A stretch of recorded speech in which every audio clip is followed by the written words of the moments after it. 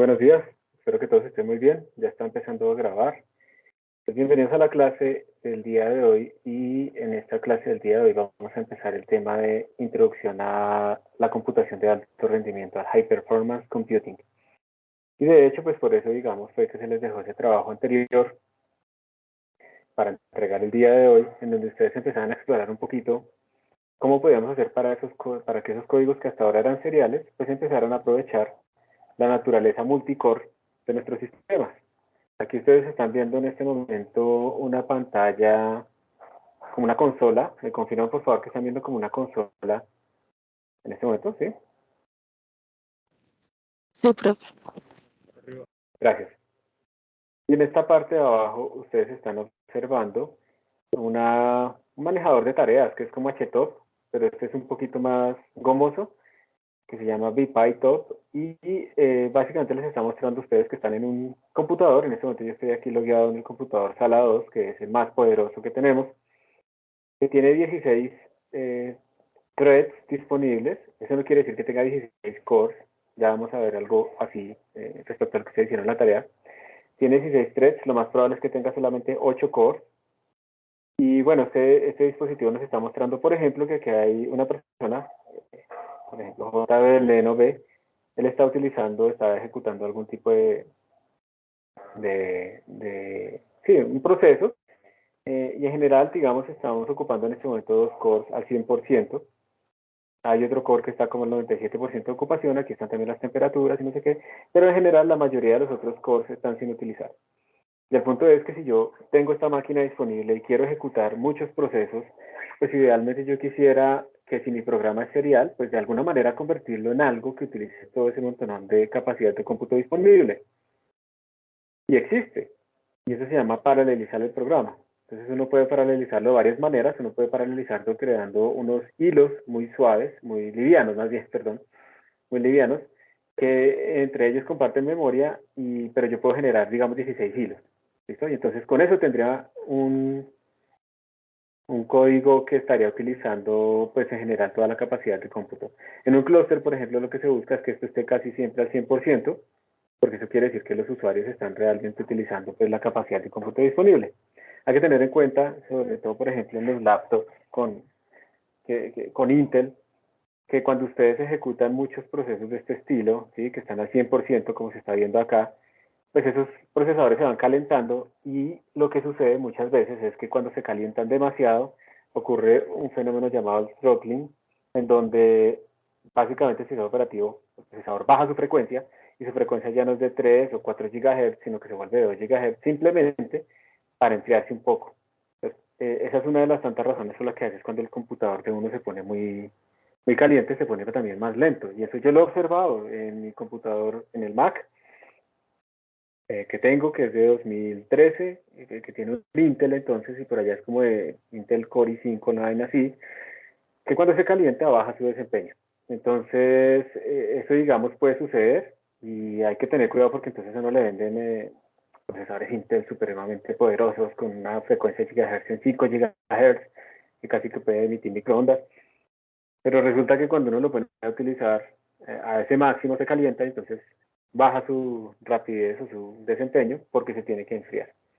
Entonces la potencia es algo que es importante actualmente también, la potencia, qué tanto gasta, cómo es la curva de desempeño en función de la potencia. Pero pues por ahora vamos a dejar eso allá porque empiezan a aparecer nuevas variables que no nos deberían preocupar en este momento, simplemente debemos saber que existen. Y por ahora nos vamos a preocupar simplemente porque queremos, de alguna manera, poder utilizar todos esos cores de forma eficiente. Yo quiero que si mi código se me demora en este momento, no sé, 200 minutos, entonces yo pensaría que si lo paralelizo idealmente y le pongo esto en 10 procesos o 10 threads, entonces yo esperaría que ahora se demore 20 minutos, por ejemplo, ¿sí? Pero pues esto no es lo que pasa siempre. Ustedes vieron, por ejemplo, en algunos casos en donde ustedes aumentaban el número de threads realmente que comparten memoria, son procesos muy livianos, por eso se les llama diferente, se les llama hilos o threads. Ustedes vieron que no siempre el tiempo iba disminuyendo. Entonces ahora quiero que me cuenten un poquito, digamos, si alguien vio que siempre disminuyó. Cuando pasaron de 1 a 2, 3 disminuyó el tiempo, luego a 4, 3 disminuyó el tiempo, y luego 8, 3 disminuyó. Que nos cuente si eso les pasó y qué máquina tenían. Y otra persona, ojalá que nos cuente, si vio que cuando llegó a 8 o a 4 ya no aumentaba, ya era como lo mismo, perdón, ya no disminuía el tiempo, sino que era como lo mismo. ¿También les pasó eso? Quiero saber qué les sucedió. A ver si alguien me cuenta, si no, pues me toca preguntarle acá así al azar a alguien. Pues a mí me pasaron cosas muy raras, la verdad. A ver, Pero, cuenta. digamos, básicamente, digamos, la primera vez que lo corrí, pues lo estaba corriendo en la máquina virtual. Y, Ajá. mm, y digamos que para los primeros, o sea, para uno, 2 y 4, la cosa mejoraba, sí, los tiempos promedios mejoraban. Pero para 8 pum, se fue para el cielo ese tiempo promedio. Entonces se me hizo muy Ok. raro. Entonces yo dije, pues mi Se computador fue es... para el cielo, es que aumentó mucho o que se volvió tan corto que fue ideal. No, aumentó mucho el tiempo. Ok, listo. Y yo dije, tan raro porque pues mi computador en principio ¿es de qué? Es de 8 hilos. Entonces yo ¿Mm? lo que hice fue mirar y pues me di cuenta que la máquina virtual solo tenía habilitado un hilo. Entonces digamos que le habilité los 8 y ahí sí pues se vio lo esperado. Pero lo que yo no entiendo es por qué al yo tener solo habilitado un hilo, al correr los comandos, o sea, al correr los comandos estos que hablan de los números de hilos que uno usa, la cosa iba Sí. mejorando, excepto para 8. O sea, ¿por qué cambiaba, mejor dicho? Es la Yo, pregunta que yo lo que creo, yo lo que creo es que tú no es que tuvieras habilitado un hilo. No, la máquina virtual tiene habilitado por defecto dos procesos, dos procesadores, ¿listo? Tú no le has cambiado eso nunca, ¿cierto? Sino hasta ahorita. exactamente, sí. Listo. Entonces, mi hipótesis, ¿no? Pues que habría que confirmar mi hipótesis es la siguiente. La máquina virtual tiene, por defecto, tiene habilitados dos CPUs virtuales. Entonces, esas dos CPUs virtuales, digamos que son dos CPUs reales tuyas. Y lo que yo creo, tu procesador es Intel. Sí, es un Intel Core i5. Eso. Entonces, yo creo que lo que tienes es un hyperthreading activado. Hyperthreading es lo que hace que un core emule como si fueran dos cores. Entonces, es como si tú tuvieras dos threads por procesador. Por eso es que a uno le dicen, no, es que este computador es de 8 cores y 16 threads. Porque cada core emula otro, como si fuera otro core virtual, entonces pareciera que pudiera ejecutar realmente dos cosas al tiempo. ¿Listo? Entonces yo lo que creo es que como la máquina virtual por defecto tiene dos CPUs, que son dos CPUs reales de tu computador, eso, y yo supongo que tú tienes Hyperthreading activado, tú no sabes, eso debe estar activado por defecto, ¿listo? Entonces realmente tú tienes disponibles cuatro threads. ¿Okay? Entonces cuando tú corrías, esto quiere decir que si tienes, cuando estás ejecutando tus procesos y tienes un solo thread, pues eso es menor o igual a la cantidad máxima. Dos threads menor o igual a la cantidad máxima. Cuatro threads menor o igual que la cantidad máxima. Y si tu programa está bien escrito y escala apropiadamente, entonces el escalamiento se va a ver acá, las ventajas se van a ver acá. Pero cuando tú pasas a 8 threads, estás colocando más threads que los que físicamente tienes, entonces lo que estás haciendo es dividir a la mitad todo el rendimiento. Entonces yo creo que los tiempos deben estar cercanos como al de 2, los de 8 como al de 2. ¿Sí o no? No, de hecho, pues se hacía mucho mayor que los demás, Que todos los demás, incluso que los de 1. incluso que el de uno, sí. Entonces eso ya debe ser que el papel aquí es la virtualización, porque de todas maneras aquí no estamos hablando directamente con el procesador, sino que están virtualizados, hay solo ciertas comunicaciones de bajo nivel, pues metía un overhead, un gasto extra que hacía que se fuera más lento, ¿listo? Y cuando tú entonces después aumentaste esto a 4 CPUs, realmente lo que hiciste fue ponerle pues 4 CPUs virtuales, 4 CPUs reales, entonces ahora ¿cuántos threads tienes? 8. 8. Sí. Y entonces ahora sí se vuelve ideal acá, porque entonces correrías un proceso por cada thread. Listo, profe. Entonces eso es lo que pasó, Mateo. Ahora bien, eso está bien, digamos, ahorita, pero en la máquina virtual, si tú tienes cuatro CPUs reales y le pones las cuatro CPUs a la máquina virtual, pues si tú pones cosas muy pesadas en la máquina virtual, pues eso te va a poner lento todo el sistema, ¿no? Porque eso está compartido Ah, con Nintendo también, con Windows. sí, sí, sí. ¿Listo? Pero muy bien. Entonces ahí empiezan a empezar a ver unos detalles. ¿Qué más cosas les pasaron? ¿Alguien más nos quiere compartir, por favor? Y Mateo, muy bien, o sea, digamos que tú estás haciendo la solución normal, que cuando uno tiene recursos, esto le meto más recursos al hardware, ¿sí? No hago nada en mi programa, le meto más recursos al hardware. Y eso ha sido lo que se ha utilizado últimamente. ¿Esto? Está bien. Y si tiene plata, pues hágale compro más máquinas, no sé qué. Bueno, ¿alguien más? Pues a mí no sé por qué me pasó, pero entre más procesadores le metía, peor funcionaba. Y entre más threads, ¿no? Entre más procesos. Sí, entre más, sí, ¿Y entre más en qué threads. máquina lo estabas corriendo? La mejor, la de 16 threads. ¿Instalador? Sí, saladas. Entonces hay algo mal hecho en tu código. Puede ser que no hayas activado, no hayas compilado con el "-f OpenMP Sí, sí lo puse, por eso me o parecía raro. alguna cosa. Sí, si quieres ahorita podríamos, si lo tienes ahí a la mano, podríamos mirarlo, ¿listo?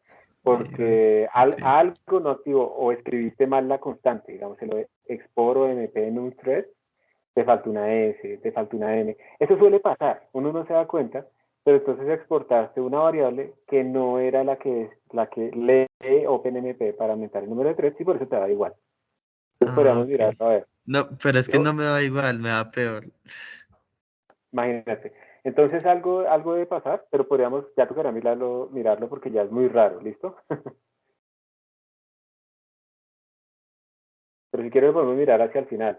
Aquí les muestro, me cogí unas figuras que vi en las entregas, ¿listo? Entonces miren que aquí a la derecha ustedes tienen cómo el tiempo va bajando. Voy a aumentarlo un poquito aquí a este tamaño. Como estos son PDFs verdaderos, pues no se van a pixelar. Entonces, como el tiempo va bajando, sino el comportamiento asintótico no es que cambie mucho, o sea, si uno le pone más tamaño a eso, pues llegó hasta acá. Si le pone más tamaño, pues entonces va a ver como que el comportamiento asintótico es el mismo, es como si el orden de magnitud de nuestros algoritmos, yo lo tengo mal, el orden, no sé, sea n al cuadrado, supongamos, ¿listo? Supongamos que el orden es n al cuadrado.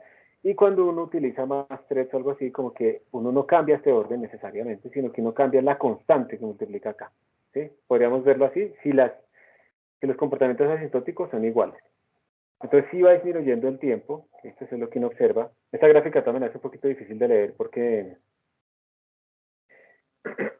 tiene como una escala mucho más ancha en el eje horizontal que en el vertical y pues uno realmente lo que está interesado es en estas diferencias de acá, ¿cierto? Entonces era chévere haberle aumentado más la longitud vertical para poderla ver. Pero aquí se observa, miren, y este es en el de 16, ese es el de sala 2, ese es el de 16, ese tiene 16 threads, pero tiene solamente 8 cores. Si uno ejecuta el comando nproc, en minúscula obviamente, ese le dice a uno que tiene 16 threads, pero miremos qué dice nproc, el manual. Print the number of processing units available. Entonces, si uno le escribe esto, nos dice que usted tiene 16 unidades de procesamiento, pero esto no necesariamente coincide con los tres de generación de los menos all, y ese es 16, listo. Pero si uno quiere realmente saber cuántos tiene, hay un archivito que se llama proc CPU info. Y ese archivito, voy a agrandarlo acá, ese archivito nos va diciendo cuántos procesadores tenemos. Entonces tenemos procesador de índice 0, procesador de índice 1. Y aquí le dice a uno todas las características. Bueno, al menos dice que es original, que es un Intel Core i7 de 11ª generación, tiene la frecuencia 2.5. Nos dice cuántos son la frecuencia, digamos, nominal. Entonces esto es de 3.5 GHz. Entonces, en principio podría ser 3.5 mil millones de operaciones por segundo este procesador, pero no nunca llega a ese ancho tan alto completamente porque pues tiene que compartir recursos con todo lo demás. Esas son todas las flags que tiene. Por aquí deben ser también los bugs, miren, los bugs de Spectre, que son los bugs de los que les hablaba el otro día que llevan décadas sin ser descubiertos y que si uno los parcha en estos procesadores, entonces el rendimiento baja con por lo menos un 30, un 40%. Y bueno, uno puede ir mirando aquí más. Entonces tenemos procesador 1, procesador 2. Voy a ir avanzando. 4, 9, 10, 11, 13. Ah, bueno, entonces lo que veo acá es que sí realmente tenemos 16 procesadores y 16 threads, o sea que no tienen activada la hyperthreading. Si ustedes quieren contar esto más rápido, digamos que me parece útil que ustedes aprendan a utilizar comandos de la línea de consola. Entonces yo les puedo decir, oiga, búsqueme por favor este patrón dentro de este archivo, y él solamente les bota a la pantalla pues las coincidencias, ¿sí? Y es más, si esto es muy largo, ustedes pueden decirle, y esa salida, mándelo a este comando que cuando yo le pongo esta bandera me cuenta cuántas líneas hay. Entonces ya sé que ahí hay 16 procesos. Bueno, entonces digamos en Linux no puede ver esa información. Voy a quitarle zoom. Pero pues acá pues tenemos más información también, digamos, en tiempo real que se va actualizando. ¿Listo? Entonces, como les decía, la idea es poder utilizar todos estos procesadores. Y volviendo acá, observen que aquí esto se ejecutó en una máquina que tiene 12 threads, pero probablemente tenga solamente 6 CPUs. Aquí, como nunca superamos el número de threads disponibles, entonces siempre vimos como que había un buen escalamiento, como que a medida que le metíamos más cosas, pues como que esto disminuía. Pero también tengan en cuenta que esto no es tan bueno, porque yo esperaría, si ustedes meten 1 a 8 threads, que esto se haya disminuido en 8, o que la relación entre estos dos sea la mitad de tiempo, la mitad de tiempo, la mitad de tiempo, y no necesariamente se obtiene eso siempre. Acá miren lo raro que pasó. ¿Qué observan ustedes en esta figura? La voy a agrandar. Esta figura. ¿Qué observan ustedes aquí extraño? Aparte de esas barras de error raras por allá al inicio y todo eso. Que la de 8 y la de 4. Que 8 sí, la 8 y la de 4 es lo mismo, casi lo mismo. La 8 y la de 4 dan lo mismo. Ajá. Listo, muy bien. Entonces digamos que estamos con un thread, bajó el tiempo con el de 2 threads, pero cuando llegamos al de 4 bajó. Cuando llegamos al de 8 bajó. Eso quiere decir que probablemente estamos en un equipo en donde ya después de pasar de cierto punto, este algoritmo que estamos usando no es lo eficiente. Y eso contrasta un montón con la otra figura que es esta. Contrasta un montón en donde vemos que siempre vamos ganando. Depende de la máquina, ¿sí? Depende de la máquina, entonces no estamos seguros siempre de que nuestro escalamiento en nuestros sistemas sea, digamos, el mismo. Va a depender de la máquina. Y digamos que esa es una de las ventajas que tenemos en la sala. Tenemos tantas máquinas diferentes, es una inmensa desventaja desde el punto de vista de mantenimiento y de configuración, pero también nos permite mostrar ese tipo de comportamientos raros que pueden surgir, porque al final uno también va a correr cosas en sus computadores propios y entonces van a ser diferentes a lo que uno tiene en la sala o en un clúster, pero en los clústeres normalmente se tiene pues un montón de computadores homogéneos en donde uno pues si hace el escalamiento en uno, tiene el escalamiento en todo. Y ese escalamiento ya vamos a mirar qué es, son unas métricas específicas que nos sirven para medir acá. Voy a guardar Una esta. preguntita. Señor. Para la calificación, es que ahí hay un criterio que no de warnings con wall, pero pues la variable TMP pues no se usa, pero es necesaria. Entonces ignoramos ese criterio, ¿verdad? Sí. Bueno. Hago una pregunta, ahora me recordaste una pregunta de alguien que me decía si se podía quitar esa variable TMP y no escribirla, porque cuando lo hacía, los tiempos bajaban prácticamente a cero. Pero, ¿qué era lo que sucedía? Lo que pasa es que el compilador es muy inteligente y alguien también es muy inteligente, entonces lo que hacen es decir, bueno, aquí van a multiplicar la matriz, pero yo no voy a hacer este cálculo hasta que lo usen. Se llama lazy evaluation. Entonces se generan unas expresiones templates, eso lo hace Eigen internamente, eso es bien complicado, eso lo hace Eigen, y hasta que no se usa un resultado no se calcula realmente. ¿Para qué calcular una multiplicación de matriz y al final no la uso? Entonces esa variable que se mete ahí es para usarla, y entonces obliga a Eigen a hacer el cálculo. Si la quitamos, todos los tiempos nos empiezan a dar casi cero, pero porque no está calculando nada. Entonces por eso a veces toca meter como esas variables ahí raras, y es para poderlas usar. ¿Listo? Entonces sí puede ser que salga como que no se usó en el sentido de que yo la declaré pero no le hice nada a esa variable, pero en realidad sí se usó, pero para forzar a alguien ¿a qué? A que hiciera el cálculo. ¿Listo? Ese fue también el truco, digamos, que hubo ahí. Entonces, todo esto que estamos viendo acá, en donde ya tenemos un código serial que tiene testing, le hicimos profiling, lo optimizamos, le pusimos banderas, corre bien con el debugger, con el sanitizer, con Valgrind, o sea, está muy bueno, confiamos en ese código. Queremos que ahora que se apure, o sea, que haga las cosas rápido, y pues hay varias maneras de hacer eso. Coger el código y paralelizarlo para que el mismo código sea más rápido, o si estoy en un sistema multicore también lo que puedo hacer es simplemente coger el mismo código y correrlo con diferentes parámetros. Nunca paralelicé el código como tal, pero sí estoy haciendo una exploración paramétrica. O si la memoria de un computador no me alcanza, entonces me toca coger mi código y paralelizarlo, pero en varios computadores. Memoria distribuida se llama eso. Es más difícil, pero abre las puertas a una escala que uno no se imagina que pueda tener. ¿Alguien aquí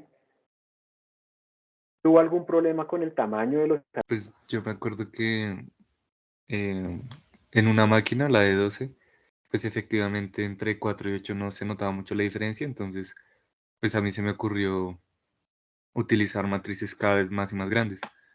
Llegué hasta 16.000 por 16.000 y ya después de eso ya pues se moría, porque digamos que el tamaño en memoria era demasiado grande.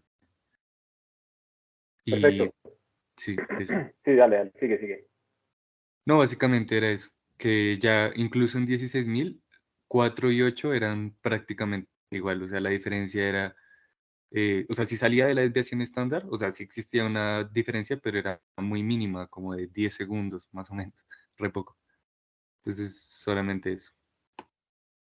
Muy bien, muchas gracias. Eso quiere decir que cuando estamos haciendo este tipo de algoritmos, como el que vimos acá, en donde tenemos threads, pues vamos a empezar a utilizar un lenguaje. Tenemos hilos, los hilos comparten memoria, los hilos solamente pueden correr en una máquina como tal, en un nodo lo vamos a llamar. Y como comparten memoria, pues eso puede ser chévere porque todos ven la memoria de los demás, entonces no hay que sincronizarlos, pero el problema es que están limitados a la memoria de una máquina. Entonces digamos que si tú corres una matriz de 16.000 por 16.000, estos serán doubles, creo. Entonces el tamaño total es 16.000 al cuadrado, ¿cierto? Entonces un double sería dividido entre 8 para que nos den bytes, nos da esto en bytes, y si lo dividimos entre 8, lo estoy haciendo bien. ¿No tocaría Nos da, multiplicar por 8? Porque serían sí, 16.000 por 16.000 por 8 doubles. por 8. Muy Sí. bien, sí señor, exacto. Esto me daría en bytes, ¿no? El consumo de memoria de ese arreglo, ¿cierto? Y si yo lo divido, 1.06, entonces me da 2048, si yo lo divido pues por 9 para que me den gigabytes, entonces esto me da 2.2 gigabytes más o menos de memoria. Estos arreglos son dinámicos, pero esto quiere decir que en esa máquina, pues tú tienes que tener al menos 2 gigabytes de memoria disponibles en el heap para poderlos usar. Pero eso no quiere decir que si tu máquina tiene, no sé, 4 gigabytes, 8 gigabytes, pues tú ya tienes los dos, porque si hay otros procesos utilizando también el computador, que si tú tienes un navegador abierto, ¿alguien ha visto cuánto consume su Chrome, su Google Chrome o su Firefox en memoria? Es como 800 megas. Da, 800 casi. megas cada hilo.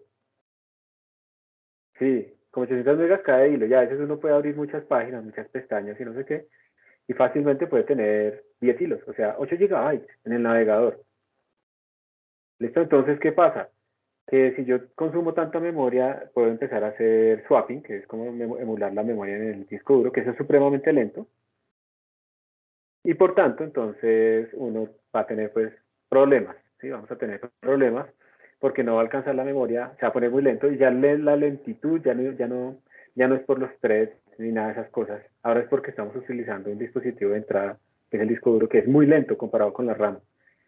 Entonces uno tiene que también tener cuidado con este tipo de cosas. Y pues uno puede acabar rápidamente la memoria RAM de un computador. Imagínense que yo voy a hacer la simulación de un fluido tridimensional, entonces voy a hacer una matriz en un metro cúbico, creo que ya les hablé de ese ejemplo, de 2000 por 2000 por 2000 para dividirla en mitad de milímetro a cada celdita y entonces poder tener como mucha resolución para la turbulencia, lo que sea. Lo multiplico por 8 porque son davos, lo divido por 10 a la 9, 64 GB de memoria RAM. Ya me morí, o sea, esto ya no funcionó, esto es apenas un metro cúbico. Ya no funcionó, se me comió toda la memoria, trató de ir al disco duro. La memoria de swapping es limitada. Aquí, por ejemplo, ustedes pueden ver que el swapping acá es de apenas 1 gigabyte. Digamos que cuando uno está swapeando, uno ya está fregado, entonces por eso la dejé configurada muy pequeña en todos los computadores de la sala, el swapping. Y entonces estamos en problemas. Incluso si yo le pongo aquí un swapping de 64 GB, de todas maneras ese código va a ser supremamente lento. Y si quiero aumentar un poquito la resolución, pues de todas maneras no me va a alcanzar. Entonces la memoria distribuida sí me permite hacer eso. Yo puedo coger tal vez 4 GB de RAM de este computador, 4 de otro, 4 de otro, 4 de otro, y armar mi 64 de esa forma. Eso se llama memoria distribuida, pero entonces ya puedo empezar a pensar en procesos que utilizan 200 GB de memoria RAM o cosas así. Entonces aumento mi escala de la investigación e incluso la calidad de mi investigación mucho más y llego a las escalas típicas que utilizan pues en los grandes centros de cómputo. Al menos me acerco, ¿sí? No estoy 3 órdenes o 4 órdenes de magnitud por debajo, sino solamente 1 o 2. ¿Listo? Entonces todo eso es lo que nos permite a nosotros ¿cómo sería? Aspirar la computación distribuida. Ya sea porque necesitamos muchos recursos, porque necesitamos que sea más rápido, las dos cosas, ¿cierto? Yo quiero que sea más rápido y con recursos, etcétera. Y pues entonces eso es lo que vamos a empezar a ver el día de hoy. Y pues por eso también queda como tocar ese temita del escalamiento. Entonces, vamos a ver ahorita unas presentaciones, vamos a empezar a ver algunos conceptos. La idea es esta, que normalmente uno tiene que tener unas métricas que nos van a permitir medir qué tan buena es la paralelización de mi código.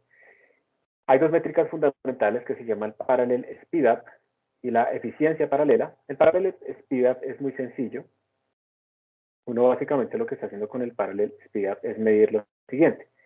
Simplemente uno coge, hagámoslo ese, uno coge el tiempo que se demora, sí, el tiempo que se demora mi proceso con n procesos, o sea, el tiempo que se demora mi simulación con n threads, digamos, dividido por el tiempo que se demora con un thread. Creo que lo estoy haciendo al revés, déjenme pensar. Sí, es al revés.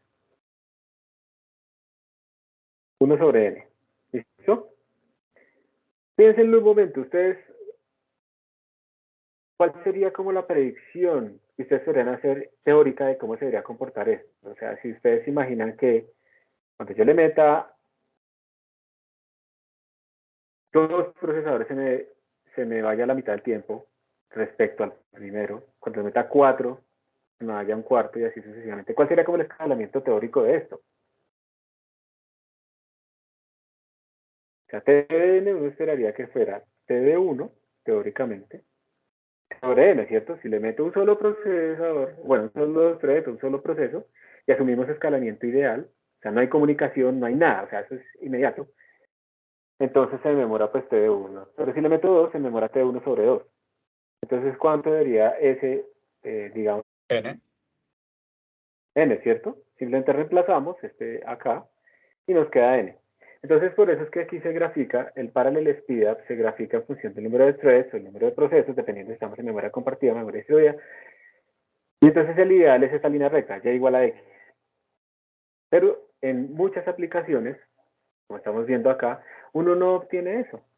Uno obtiene que al principio empieza a escalar apropiadamente, ¿sí? Y de repente se va estabilizando y ya no crece más.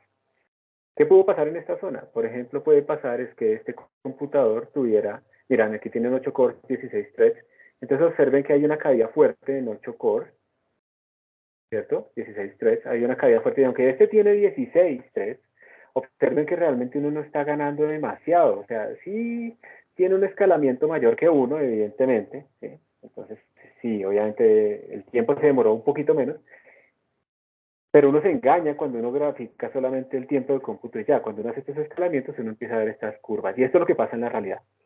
Esto pasa por algo también asociado intrínsecamente a nuestros códigos, la ley de Amdahl, que nos dice que nuestros códigos tienen una parte paralela, una parte serial, y cuando uno aumenta el número de threads y el número de procesos, pues esa parte paralela es la única que disminuye, pero la parte serial se mantiene constante en tamaño. Y ahí uno está asumiendo que no hay comunicación. A veces también la comunicación, cuando uno aumenta y aumenta y aumenta el número de procesos, también puede haber comunicación entre ellos, y ese es un tiempo gastado también. Entonces esto es lo que se ve realmente en la realidad. Esto que ustedes ven acá es lo que se ve en la realidad, es la curva de escalamiento. Entonces si ustedes fueran a pagar en Amazon Web Services, pues pagar por 16. Porque es que mire que el escalamiento ahí está supremamente alejado de lo que ustedes esperan. Entonces ahí es donde viene la otra parte, que es la eficiencia paralela. Y la eficiencia paralela se calcula como el speedup sobre n. Es que también estoy utilizando mis recursos. ¿Cuánto es la eficiencia paralela ideal o teórica, digamos?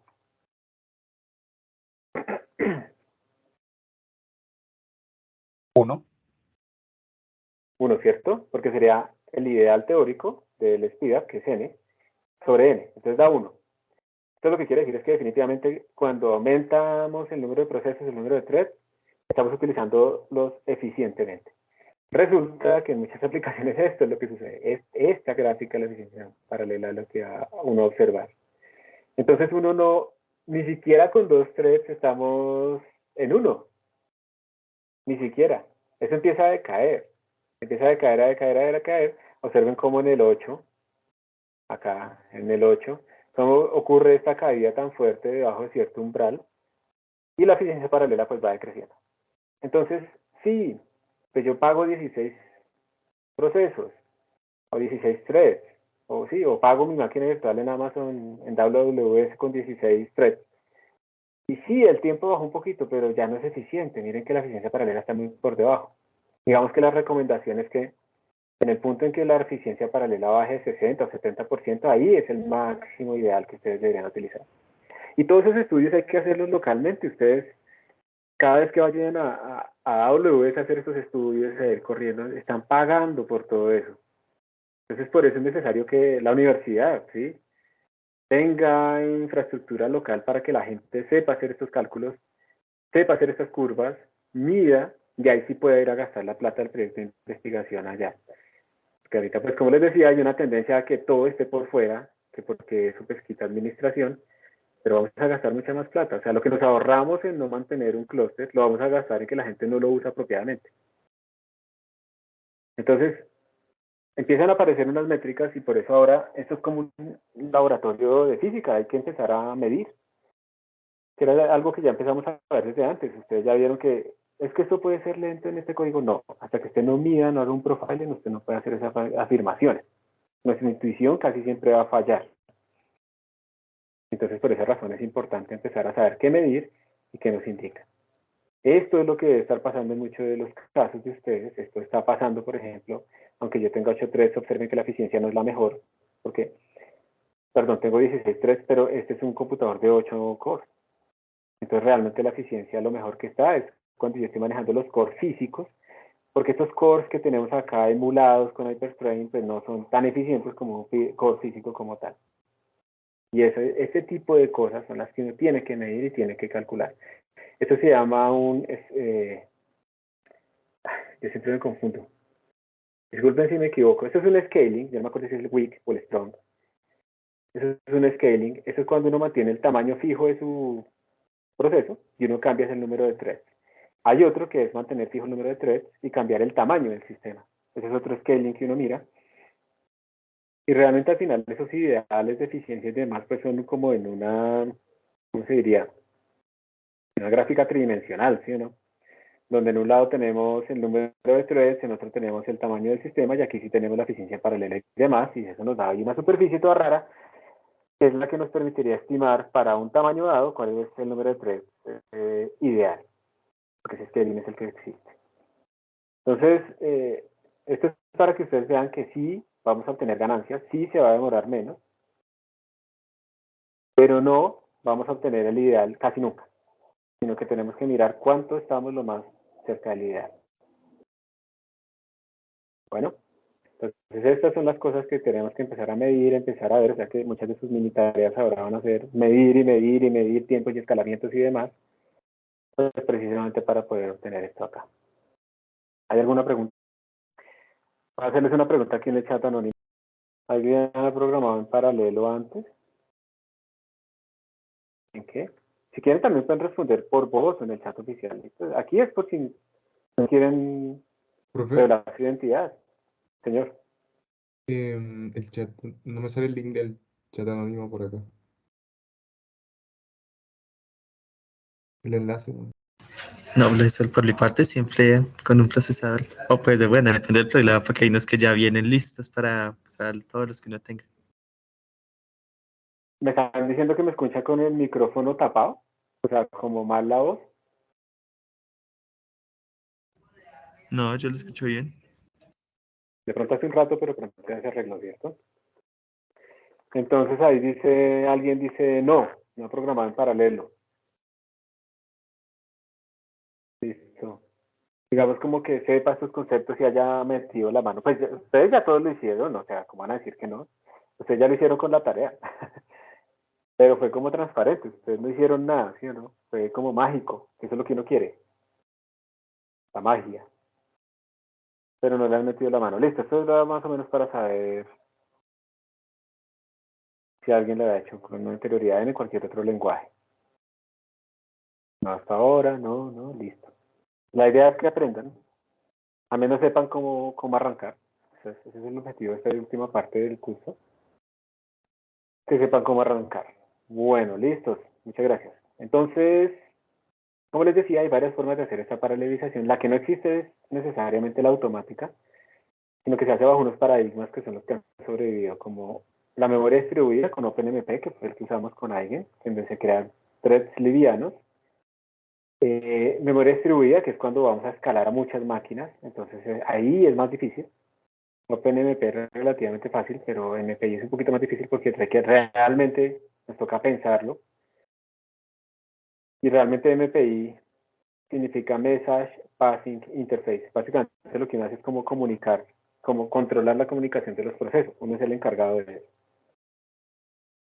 Pero también hay otras opciones. Por ejemplo, utilizar alguna herramienta que nos permita correr varios procesos al mismo tiempo dentro de esta máquina. Entonces miren que yo puedo ejecutar algunos programas. Hay uno que se llama Stress. Nadie quiere ejecutar el Stress, ¿no? Pero aquí este programa es un programa diseñado para simular, digamos, procesos que toman mucha CPU. Y ya que le estoy diciendo que me levante 8 procesos de esos, por favor observen lo que va a suceder aquí abajo con la carga. Miren que muchos de ellos pasaron al 79, 78%, ¿sí lo ven? En uso. Perdón, me estoy equivocando, estoy hablando de la temperatura, ¿no? No está mostrando esto, ¿será que yo tengo algo mal? Aquí está.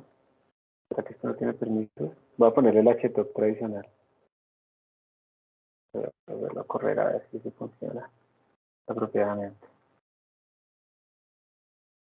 No, no está saliendo, ¿no? Casi todo se está, pero yo lo estoy haciendo mal. Voy a leer el manual de estrés. Espérenme un momentito. Estoy olvidando.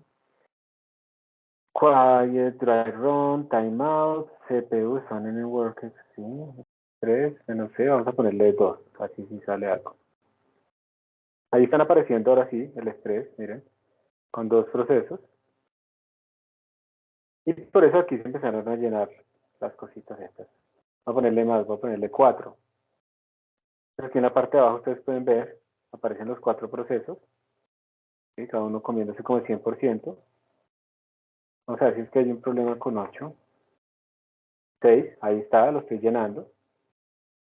Uy, 68 no. 8. Sí, no sé qué pasó antes, ahora sí está funcionando. Vamos a ponerle 10 en este caso. Miren cómo se va llenando pues toda la CPU, ¿cierto? Cómo se están llenando.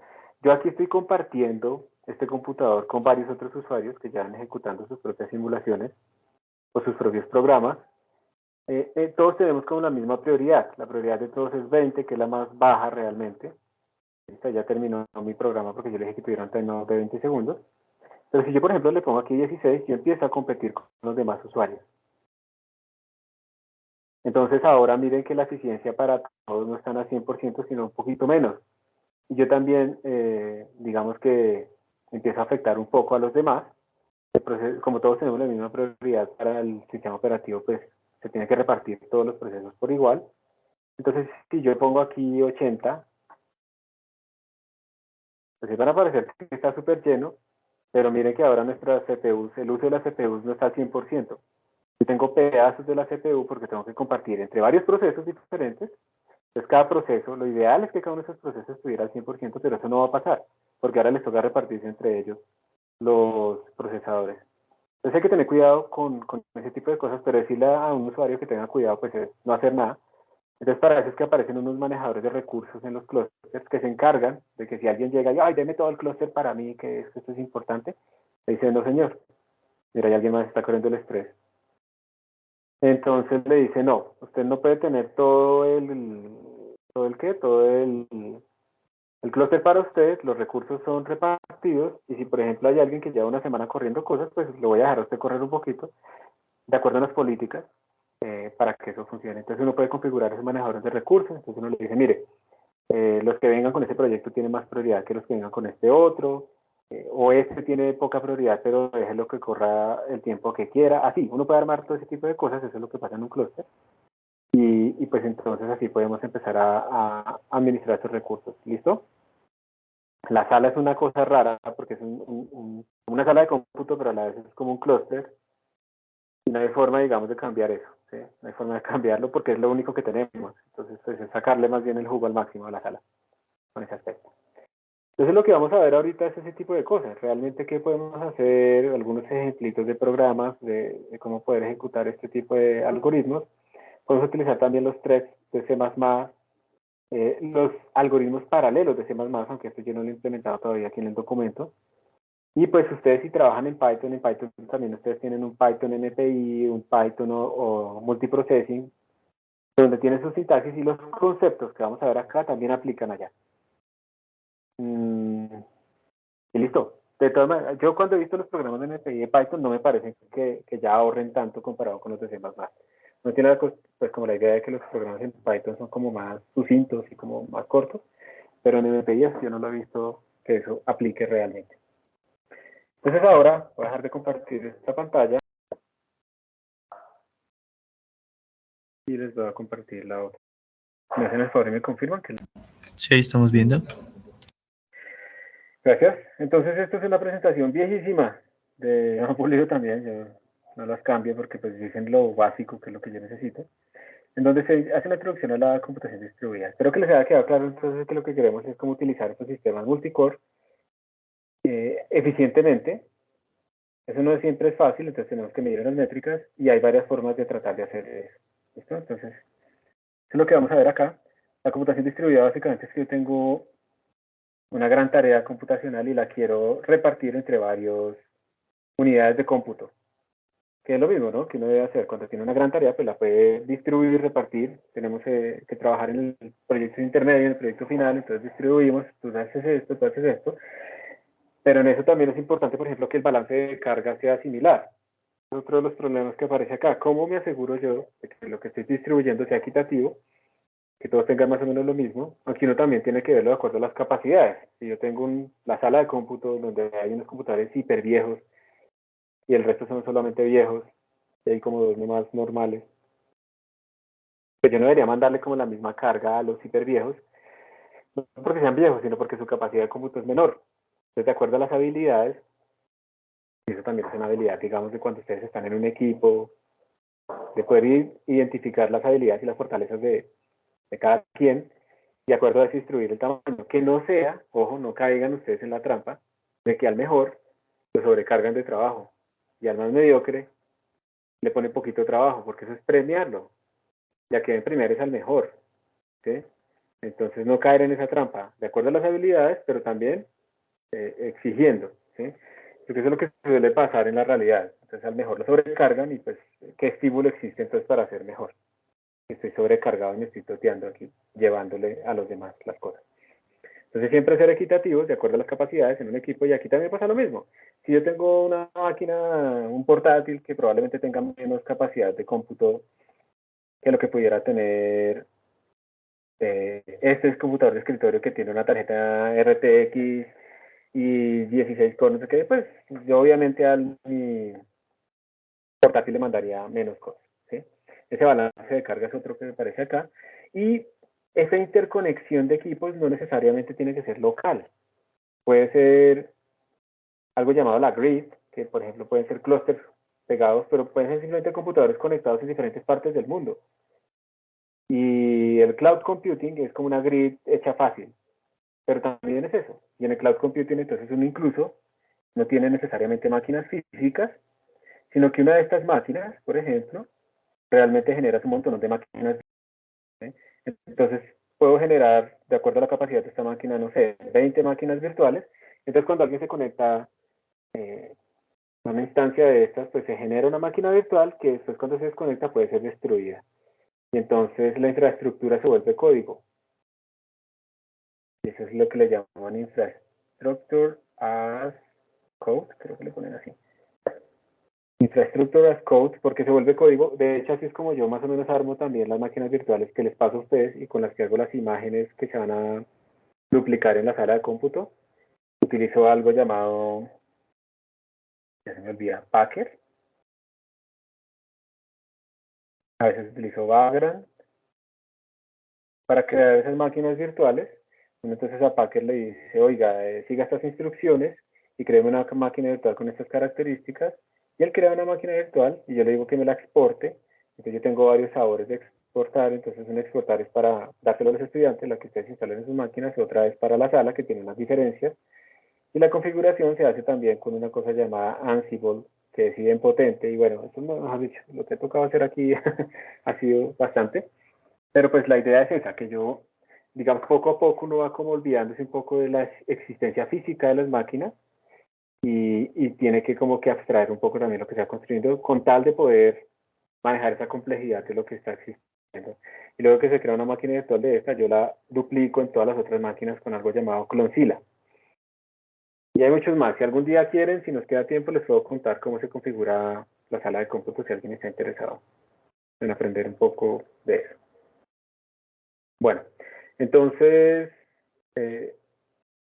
la idea es esa, queremos distribuir una inmensa tarea en varias unidades de cómputo. La pregunta es el cómo, pero esa es la idea fundamental. Es muy importante tener en cuenta acá que el paralelismo incluso ya está incluido dentro de nuestros propios procesadores.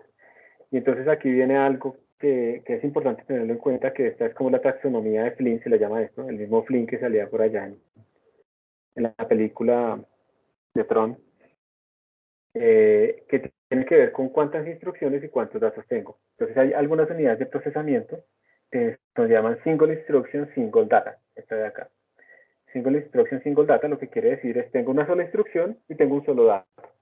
Entonces ejecuto una instrucción sobre ese dato. La que tenemos acá es Multiple Instruction, Single Data. Entonces bajo a un mismo dato le ejecuto varias instrucciones. Puede ser que una instrucción sea elevarlo al cuadrado y la otra instrucción sea sacarle la raíz cuadrada, pero es un solo dato. Entonces es como una fila de personas a las que les estamos, no sé, vamos a aplicarle la vacuna del COVID. Entonces hay una persona que pasa pidiéndole los datos para el carnet, y luego pasa otra persona vacunándolos y luego pasa otra persona recogiendo los algodones. Son multiple instructions, single data. ¿Listo? Pero si ponemos varias personas dando los carnets, varias personas aplicando la vacuna y varias personas recogiendo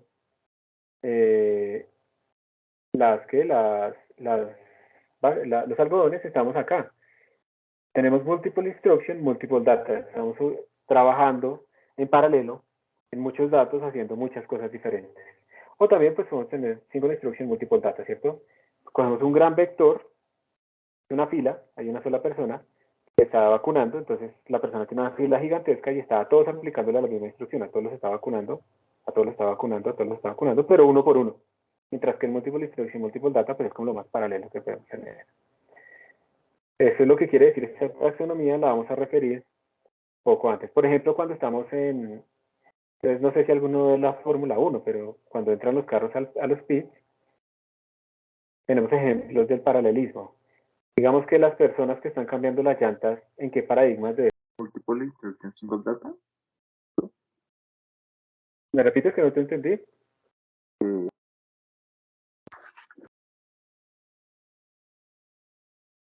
Y creo que dijiste single instruction, multiple data, ¿cierto? Sí, dije multiple instruction, single data. Sí, la instrucción es cambiar llanta, pero lo estamos operando sobre las 4 llantas diferentes. Por ejemplo, la persona que está introduciendo el combustible.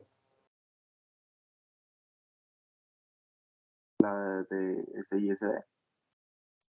SISD, Single Instruction, Single Data. Entonces el nivel de paralelismo, digamos, ahí en la Fórmula 1 se obtiene es en las llantas, en lo que puede ser paralelo. Hay otras cosas que no se pueden paralelizar, hay otras cosas que sí se pueden paralelizar, y pues ahí es donde uno va viendo también sus códigos, qué partes sí, qué partes no.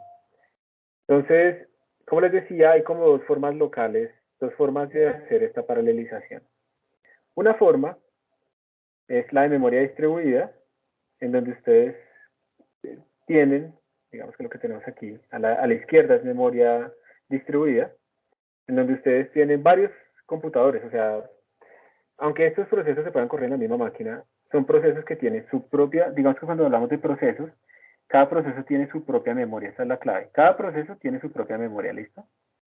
Y un proceso no puede ver la memoria de otro proceso. Es como ahorita ustedes lo que están ejecutando en sus máquinas, o yo aquí en esta tablet. Tengo un proceso que está ejecutando Teams, por ejemplo, y tengo un proceso que está utilizando la parte de las notas, y tengo otro que es el sistema operativo, que tiene más procesos por dentro, ¿cierto? Pero la idea es que el proceso Teams no puede ver la memoria del proceso notas, si no estaremos violando una cosa de acceso terrible, ¿sí? Si tengo un navegador también pasa lo mismo.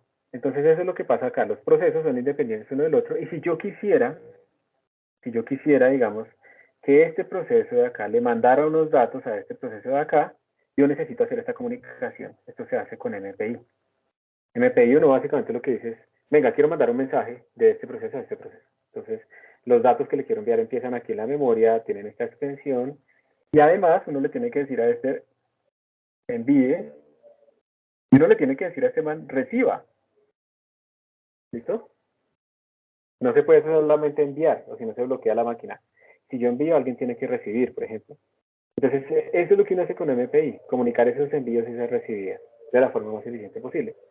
¿Todo por qué? Porque cada proceso tiene su memoria independiente. Pero, ¿cuál es la ventaja? Que pueden ejecutarse en máquinas diferentes, incluso que no estén cerca, sino lejos. Entonces, el escalamiento es gigantesco. Puedo hacer sistemas gigantes que no cabrían en un solo computador. Mientras que el otro paradigma es el paradigma de la memoria compartida, en donde esto es una sola máquina. Esto es una sola máquina y estamos ejecutando diferentes threads. Este es un thread, este es otro thread, son hilos. Los hilos se dicen que son procesos livianos porque ellos heredan, digamos, muchas de sus características del gran proceso que los dio, el A.out, que los creó. Entonces ellos heredan esas propiedades y comparten memoria. Entonces este thread sí puede mirar este bloque de memoria y este thread puede mirar este bloque, pues porque todos ven el mismo bloque de memoria RAM. Entonces es relativamente fácil utilizar los threads, hay menos problemas de comunicación, aunque sí hay problemas, pero son menos que en MPI. Pero están limitados, ¿ok? Entonces son las grandes diferencias y también hay programación, ¿cómo se diría? Híbrida, en donde uno tiene estos dos mundos mezclados. En donde uno tiene, bueno, tengo 7 máquinas disponibles, ¿listo? Tengo 7 máquinas disponibles, entonces tengo la intersección entre ellas porque cada máquina además tiene 8 cores. Entonces yo hago 7 procesos independientes donde cada uno corre en una máquina diferente y allá esos procesos están paralelizados localmente con OpenMP, memoria compartida. Entonces en realidad pues al final estoy ejecutando 7 por 8, 56 unidades de procesamiento ahí. Pues también existe eso. Nosotros no vamos a ver la intersección, vamos a estar o en uno o en el otro, pero pues no es difícil hacerla, ¿sí? No es difícil hacerla, dependerá también del sitio donde uno esté ejecutando sus cosas. Entonces digamos que uno puede ir a ver pues para qué sirve esto, pues obviamente uno siempre quiere que las cosas corran más rápido, ¿sí? Un juego, la tesis, lo que sea, uno quiere que corra más rápido el proyecto intermedio, uno quiere que sea lo más rápido posible, entonces pues obviamente la demanda de tiempo es evidente, ¿cierto? Además, en este momento hay demasiados datos para procesar, mucha información, y ojalá fuera en tiempo real. Por ejemplo, si uno tuviera, imagínense, un sistema centralizado en donde las compras minuto a minuto que hace el gobierno colombiano y las firmas de contratos aparecieran inmediatamente en una inmensa base de datos. Pues uno quisiera estar como verificando fluctuaciones de precios de mercado inmediatamente para detectar de una vez corrupción. Por eso es que no lo hacen no se implementa la tecnología, porque eso fregaría ese tipo de cosas. Cuando salen los escándalos, cuando se detecta que se compraron allá las pechugas a 30.000 y no sé qué después de tiempo, pues eso es difícil, ¿no? La detección temprana es la clave, pero yo necesitaré algún tiempo real. Entonces, todo este tipo de cosas tiene influencia en que yo necesito capacidad de cómputo rápida. En el LHC, por ejemplo, cada experimento puede generar fácilmente en un segundo 10 terabytes de datos. Terabytes. O sea, un gigabyte. Entonces tienes, digamos, en su disco duro del computador, no sé, 512 gigabytes. Y si tienen más, pues tienen 1 terabyte en su disco duro. Y en el LHC en un segundo se generan 10 discos de esos. En un segundo. Y eso corre, digamos, algo que corra por 1 hora. O sea, imagínense la cantidad de datos. Estamos hablando de petabytes, exabytes. Es más, en el mundo ya en este momento está empezando la exascale de computación. Nosotros estamos mucho más abajo. ¿Sí? Brasil es de los más fuertes, Argentina un poco, pero pues todo eso requiere dinero. En todo caso, pues esto existe, ¿sí? Eso existe, la necesidad existe y ese es el presente. Y pues en general resulta que había un estancamiento en la ley de Moore. En la ley de Moore básicamente lo que decía era que básicamente cada 2 años se duplicaba el número de transistores en un microprocesador. Entonces aquí tenemos el número de transistores y aquí pues tenemos las fechas en la parte horizontal. Y a medida que iban pasando los años, se iba duplicando, y tener más transistores, eso no se duplica para que se duplicara el tamaño total del transistor, sino que los tamaños del procesador, sino que los tamaños de los transistores eran cada vez más pequeños. Entonces cada vez yo podía meter más y más en mis procesadores, más y más transistores, y pues la frecuencia también iba aumentando. Entonces pasábamos de 1 gigahertz, hasta que llegamos aquí a los 5 gigahertz. Pero empiezan aquí a aparecer unos fenómenos físicos cuando estamos por acá en esta zona con estos procesadores mucho más avanzados, muy rápidos y muy eficientes. Empiezan a aparecer problemas, y es que ya estamos cerca de la frecuencia de microondas. Entonces nuestros computadores se calientan demasiado, emiten en microondas y nos pueden cocinar. Entonces no, digamos que la idea no es ir más allá, no deberíamos ir más allá, sino que lo que empezó a suceder es, bueno, como no puedo aumentar más esto, entonces vamos a empezar a poner multinúcleos. Entonces ahora empezamos a aumentar el número de núcleos de unidades de procesamiento en las motherboards y en nuestros computadores, y pues entre más le ponga, pues en principio puedo manejar mejor todo esto. Pero pues empiezan a aparecer otros problemas como cómo que se comunican entre ellos, cómo se comparte la memoria entre ellos, si yo hago un bus así, qué rapidez tiene. ¿Sí? Empiezan a aparecer cosas nuevas, pero también empiezan a aparecer otras ventajas, y es que cuando yo tengo digamos que yo tengo una sola CPU y en otra máquina tengo otra CPU y hago una tarea y calculo cuánta potencia se gasta, la potencia es mayor a cuando tengo 2 CPUs en el mismo sitio por unas cuestiones eléctricas, ¿sí? El voltaje, cómo se dividen aquí las potencias entre los dos, cuando están separados o cuando están juntos. Entonces resulta que la potencia es mejor cuando yo tengo las máquinas, cuando tengo un procesador multinúcleo.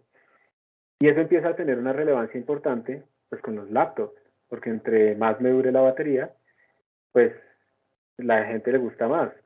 El ideal sería que alguien tuviera un computador gamer que le durara la batería 10 horas, ¿no? Entonces lo logra, pero ¿alguien aquí tiene un computador así gamer y nos puede contar cuánto le dura la batería cuando juega? Uy, no, cuando juega, o sea, si estoy jugando no así bien potente, 20 minutos puede llegar. Eso, 20 minutos, ¿sí? Porque pues obviamente cuando uno está jugando se está consumiendo 100 watts, 150 watts en el procesador, la tarjeta gráfica de 300 watts, entonces pues uno va a acabar la batería rapidísimo, ¿sí o no? ¿Y cuánto te dura si no estás jugando? Aunque, Si no estoy sé, mirando YouTube y eso, como 2 horas y media. 2 horas y media, de todas maneras gasta, ¿no? Pero me imagino que el ladrillo del cargador debe ser grande porque debe tener una Sí, potencia gigante para recargarla rápido, ¿cierto? sí. ¿Qué computador tienes? Hice el Nitro 5. ¿Y qué características tiene? Esto es pura como por saber, ¿listo? No, Procesador, ya le digo. Intel Core i5 8300H de 4 núcleos. y GPU GeForce GTX 1050. O sea que tú sí puedes hacer programación en CUDA en tu computador, Sí, pues no lo he hecho, pero sí se puede. probablemente. ¿Y cuánta RAM tienes? 12 gigas. ¿Y cuántos FPS te genera normalmente un juego ahí? ¿Cuánta qué? FPS, los frames por segundo, más o menos, ¿cuántos te salen? ¿60? Pues varía mucho el juego, pero sí, como 60 más o menos. Ah, ok. Eso. Yo estuve casi a punto de comprar un computador gamer hace poco, pero al final no se pudo. No, mi hermano hace una semana le compramos un computador potente de 7 millones. Uf, es que Para está él. caro. Está caro. No, pero ya bajaron Ah, un bastante escritorio. los GPUs. Sí, escritorio, pero ya bajaron los GPUs. Sí, yo no entiendo, digamos, porque ahorita están haciendo una encuesta para renovar equipos y lo que nos llega como opciones son puros Intel. Intel estancó, digamos, el mercado por lo menos una década porque tenía completo dominio sobre el mercado de procesadores. Y no es innovación ni nada. Y en este momento, por ejemplo, los Ryzen son procesadores muy buenos. Los Ryzen 7, Ryzen 9 gastan menos potencia que los Intel equivalentes, valen menos, y entonces en un laptop pues duran más la batería, ¿sí? Pero nos llegan solamente con Intel, o sea, nosotros mismos, cuando vamos a comprar equipos, mantenemos esos monopolios alimentándolos al no comprar lo ideal. No sé por qué, pero pues tampoco es algo que pueda cambiar todavía. Sí. Y lo malo es que Intel le cambia el socket al procesador cada generación. Pues Exacto. toca comprar tarjeta más nueva No, cada vez que cambia de generación. sí, exactamente. Entonces, pues todo eso es obsolencia, ¿no? Programada. Y pues yo en este momento, si fuera a comprar un computador x86, yo compraría con Ryzen y con memoria que se pudiera aumentar, porque eso también tiene un impacto. En todo caso, en este momento es estándar y es lo normal comprar computadores con muchos núcleos. Bueno, no con muchos, con varios núcleos, porque eso es lo normal ahora. Ahora no es aumentar, sí, eso antes era como una carrera de quién tiene más gigahertz. Eso de hecho se ha vuelto un poco difuso por el marketing. Y ahora es más bien con el número de cores y los benchmarks que uno mira y bueno, ese tipo de cosas. Entonces De esto hecho, es, digamos, esto dale. menciona chistoso porque incluso hay competencias de quién le saca más ciclos a a los procesadores. Eso se llama como Ujú. overclock. Entonces le empiezan a echar Sí, sí, nitrógeno líquido al procesador y lo ponen a renderizar una imagen sí. Sí, y sacan el que incluso tenga el más. mejor puntaje, sí. Eso me parece re chistoso. Claro, y les toca refrigerarlo y eso lo refrigeran con agua o con nitrógeno líquido incluso, Sí, porque pues si estos procesadores detectan que su temperatura pasa un umbral, hacen throttling y entonces inmediatamente baja su frecuencia. A mí me pasa constantemente, yo tengo mi computador ahorita en una base, eso le hacen ya, base refrigerante, le llaman. Unos ventiladores que tienen ahí abajo, pero eso ayuda a bajarle 4 grados ahí al procesador para que no haga throttling tan seguido y entonces no se me ponga absolutamente lento todo cuando estoy haciendo lo que estoy haciendo ahorita, que para mí es de todas maneras impresionante en este momento en un computador que tiene 9 años, pues estar haciendo streaming, estar conectado a otro lado, estar editando archivos, estar capturando por Bluetooth todo, estar anotando la pantalla, ¿sí? De todas maneras es un buen rendimiento, pero se puede más y ustedes en los bolsillos tienen ahorita unidades de procesamiento que son más poderosas que el computador que llevó al hombre a la luna. Eso ya suena como una frase cliché, pero pues es verdad. ¿Sí? Entonces, pues listo, gastemos los ciclos en TikTok y lo que sea, pero uno también puede hacer un montón de cosas ahí. De hecho, yo les he mostrado a ustedes cómo aquí desde la tableta yo me puedo conectar por SSH, puedo tener un servidor de DNC, uno puede utilizarlo como un computador, pero también pues tampoco llegar al extremo de que va a programárselo en la tableta porque pues eso es muy chiquito y se me dañan los ojos. Y ahora que uno pues tiene que cuidar su salud, sobre todo ustedes jóvenes, cuídenla desde ahora para que cuando lleguen a los 30 no tengan un montón de daños acumulados que se les va a cobrar el cuerpo.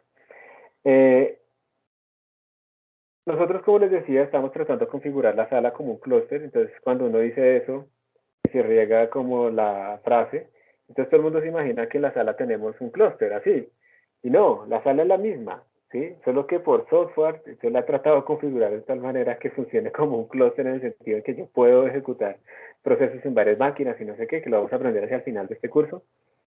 Pero no es que tengamos un clúster. Esto sí es un clúster. Esto es lo que uno tiene en un clúster de verdad en el mundo, en donde están esto se le llama como un rack a estos edificios, estos bloques grandes, y entre esos bloques uno va metiendo cada uno de estos servidores.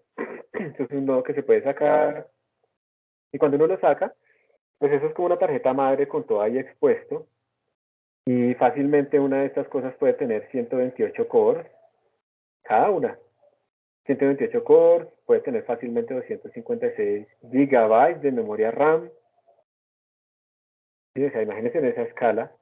Puede tener varias tarjetas gráficas, digamos que al menos una GPU puede tener, puede que no. Pero además, la conexión de red, que son como los cablecitos, bueno, no es eso que acabo de señalar, eso es falso, está por detrás tapado. La conexión de red, además, pues no es como la que tenemos en la sala, que son las típicas de gigabit, sino que tiene que ser como de 100 gigabit o algo así, y para eso existen unos vendors especiales que venden ese tipo de cosas. Ahorita no me acuerdo de nombres, por ejemplo, Mellanox, Infiniband, Pero para eso ya toca con fibra óptica, ¿no?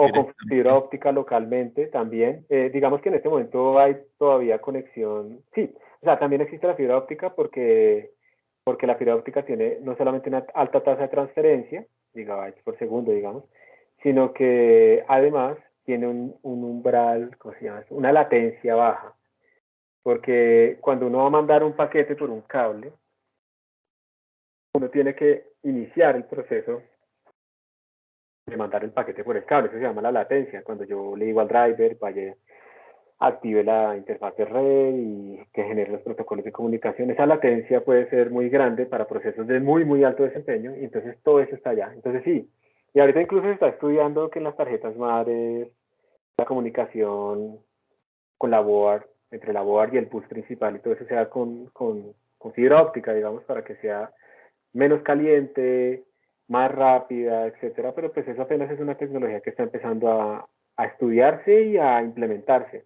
Una cosa es que en el laboratorio un científico, un grupo de científicos logren ahí en el equipo, entonces anuncian y todo eso que lograron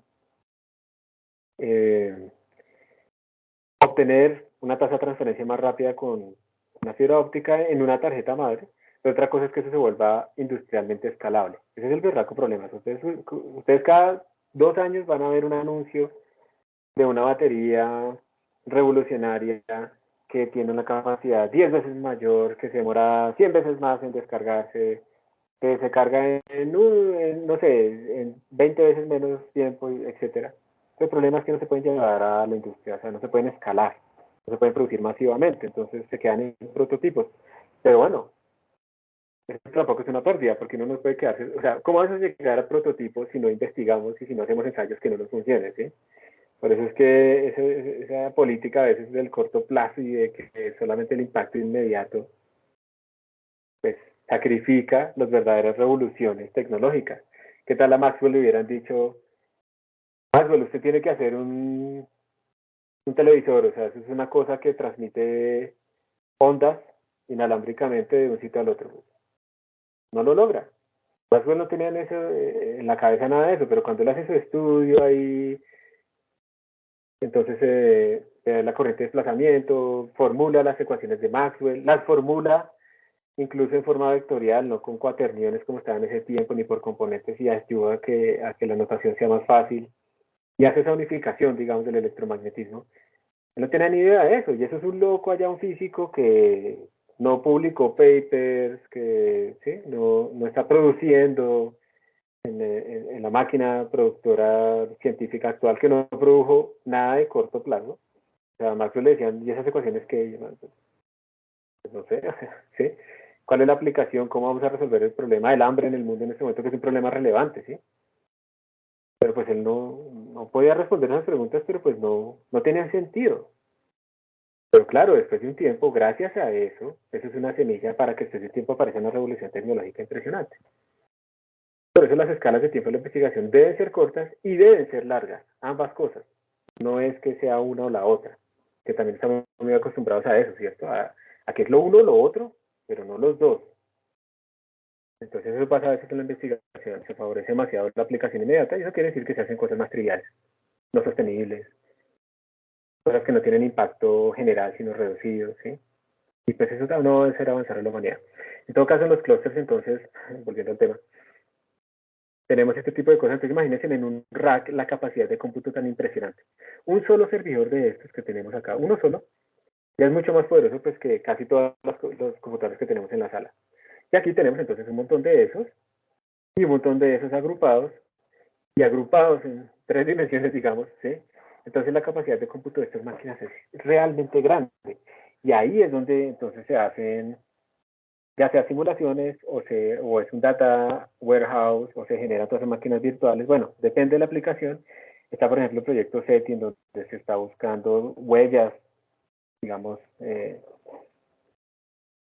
astronómicas que puedan dar señal de algo interesante, digámoslo así, pero eso pues es tan gigante que no se puede hacer en una sola máquina, entonces se distribuye a lo largo de mucha gente, pues obviamente la NASA para sus simulaciones de todo, no solamente la trayectoria de una partícula puntual hasta Júpiter, no, eso no es así, sino como tal incluso del cohete, simular por elementos finitos el cohete para ver los puntos en donde esto va a tener mayor esfuerzo y demás, pues requiere este tipo de capacidad de cómputo. Y Colombia tiene que entrar ahí. O sea, si no, no. Sería ideal el día que tengamos la Agencia Espacial Colombiana, ¿cierto? Que no sea un satélite ahí que le pegaron a otra máquina, pues que no hace mucho. Pasó, ¿sí? Pues está bien, eso es un granito, pero tenemos que ir más allá y que haya una base espacial en Tumaco. Pero eso implica también que la gente que vive en Tumaco también ya está mejor, le hemos dado un poquito más de bienestar, no subsidios, sino bienestar, y pues el país ha mejorado, pero tenemos que ir hacia allá. O sea, si nosotros nos quedamos pensando que eso es imposible, pues nunca lo vamos a lograr, pero eso requiere gente que estudie, que trabaje, que sepa hacer este tipo de cosas. Entonces, para eso es que estábamos estudiando nosotros acá, ¿sí o no? El CERN produce muchos datos, ¿sí? Y pues digamos que así son los tipos de configuraciones masivas de cálculo. Otra cosa importante es que estos clústeres no solamente cuestan por cada máquina individual, por la conexión, todo eso vale, sino también por la gente que los mantiene y también por la refrigeración y la electricidad que tiene que gastar esto. Un clúster, creo que fue en Brasil, súper poderoso, que cuando lo encendieron costaba mensualmente $100,000 mantenerlo funcionando, $100,000 mensuales. Y al final les tocó pagarlo porque la gente no lo estaba usando y no tenían proyectos para financiarlo, y entonces pues uno no puede arrancar así. Y esa es la otra pregunta. Entonces, a veces en la sala, esta pregunta ocurre con toda la gente que habla de supercómputo. ¿Y qué tiene? ¿Qué tiene ese clúster? ¿Qué puede hacer? La pregunta se devuelve. ¿Qué es lo que usted necesita que haga? Y yo le digo si se puede o no. Porque si uno puede armar un clúster simplemente como, le va a meter un montón de millones de pesos con GPUs, con CPUs, no sé qué, si yo no tengo claras las necesidades. Primero hay que tener claras las necesidades y con eso uno sí puede diseñar algo de este estilo. Entonces no es tanto que tiene, sino que necesito y si sí puedo hacerlo ahí o no. Entonces digamos que yo tengo que hacer una suma de muchos números, pero de millones de números. ¿Listo? ¿Y qué puedo hacer para que esto sea lo más eficiente posible? Pues, de nuevo, repartirlo. Lo puedo hacer serial, pues se va a tomar mucho tiempo, pero yo lo que puedo hacer es repartirlo. Entonces decirle al nodo 1, usted va a coger los números del 1 al 1000, aquí está indexado desde 1, al nodo 2, del 1001 al 2000, pero esta repartición yo no la hago serial, no es en una fila, no es que esté el nodo 1 haciendo fila, luego sigue el nodo 2 y el nodo 3. No, a todos les indico la instrucción, les digo, miren, aquí están todos los datos, cada uno venga y coja de esos datos lo que le corresponde. Eso significa hacerle paralelo. Entonces, si a este nodo le toma 10 segundos hacer este cálculo, pues uno espera que más o menos a este le tome lo mismo, a este le tome lo mismo, ¿sí? Aproximadamente. Entonces, algo que se hubiera tomado en total 100 segundos, pasa a demorarse 10 segundos, aproximadamente. ¿Sí? Y ya escaló. Algo que se demoraba 100 días, se demora 10 días. Señor. Pero si dependiera de las sumas anteriores. Muy buena pregunta. Si depende de las sumas anteriores, ya no lo puedo hacer, ya no es paralelizable. Entonces también aquí hay un requisito sobre el algoritmo como tal. Si mi algoritmo tiene dependencias, como acabas de decirlo, yo no lo puedo paralelizar, entonces es serial intrínsecamente. Entonces ya perdí como todo lo que estaba buscando. Muy buena pregunta. Entonces ahí no tienes, o reformulas tu algoritmo, y si no se puede reformular porque así es, que no se puede hacer. Esto me pasó, por ejemplo, cuando estamos haciendo unas simulaciones con una gente en los Andes, en un clúster, y un ingeniero, yo estaba haciendo una simulación, digamos, de medios granulares, y digamos que este es el tiempo. Entonces, obviamente, cuando yo esté, la configuración que yo tenga en este tiempo va a afectar a la configuración siguiente, y va a afectar a la configuración siguiente. Entonces me decía, ¿y no podemos hacer como esas configuraciones al tiempo? Decía, no, porque hay una dependencia temporal. Yo lo único que puedo hacer acá es paralelizar en un instante dado el dominio, por ejemplo, y hacer este cálculo más rápido, ¿sí? Porque en el espacio sí puedo hacer esa paralelización, pero en el tiempo yo tengo dependencia, entonces no lo puedo paralelizar. Muy buena pregunta, muchas gracias. Entonces depende de la aplicación también. Y a veces también uno se da cuenta que el algoritmo más tonto serial es el más fácilmente paralelizable. Si yo con un algoritmo súper enredado serial, es probable que no lo pueda paralelizar fácilmente.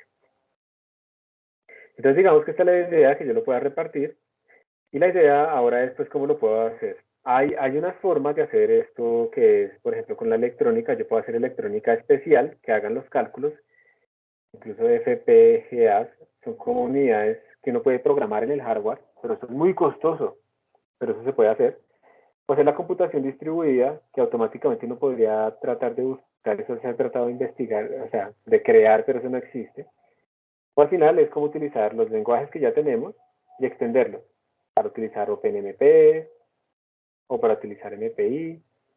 ¿Sí? Entonces, yo ya sé programar serial, entonces voy a aprender unas nuevas cosas para que esos seriales se vuelvan también paralelos. Simplemente es eso. Entonces, como hablábamos, estamos en programación de memoria compartida, OpenMP.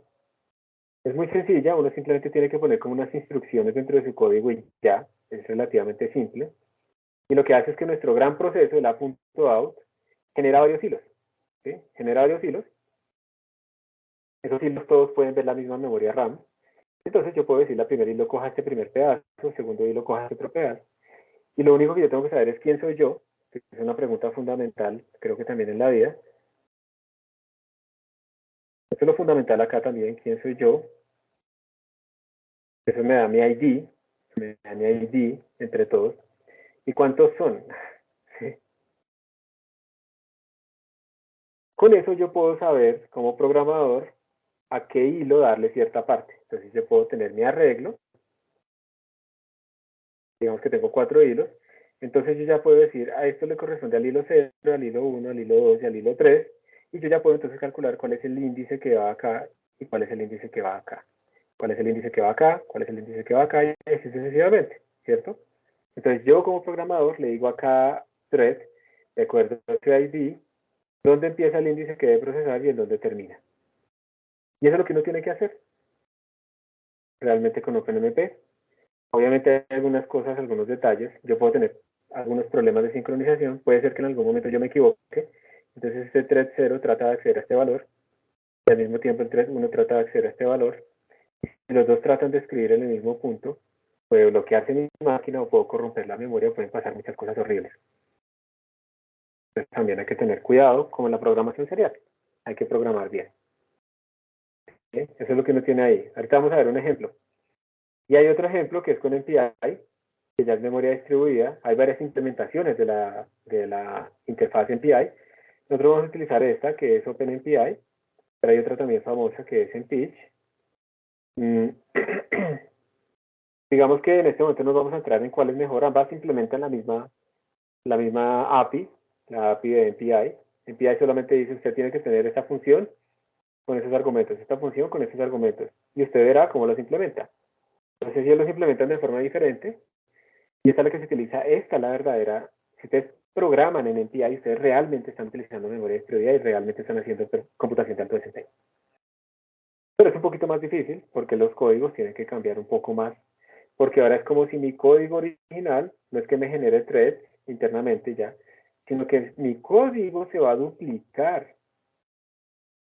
Cada uno tiene su ID local y sabe quién es dentro de ese mundo de códigos duplicados. Y yo tengo que empezar a hacer unos ifs para decirles, bueno, si su ID es tal, usted envía, y si su ID es tal, usted recibe. Entonces yo soy el que me tengo que encargar de esta comunicación.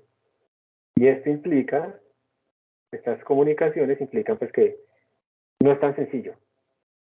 Entonces uno tiene que también aprender, y por eso los ejemplos que vamos a hacer son sencillos para familiarizarnos un poco con esa programación.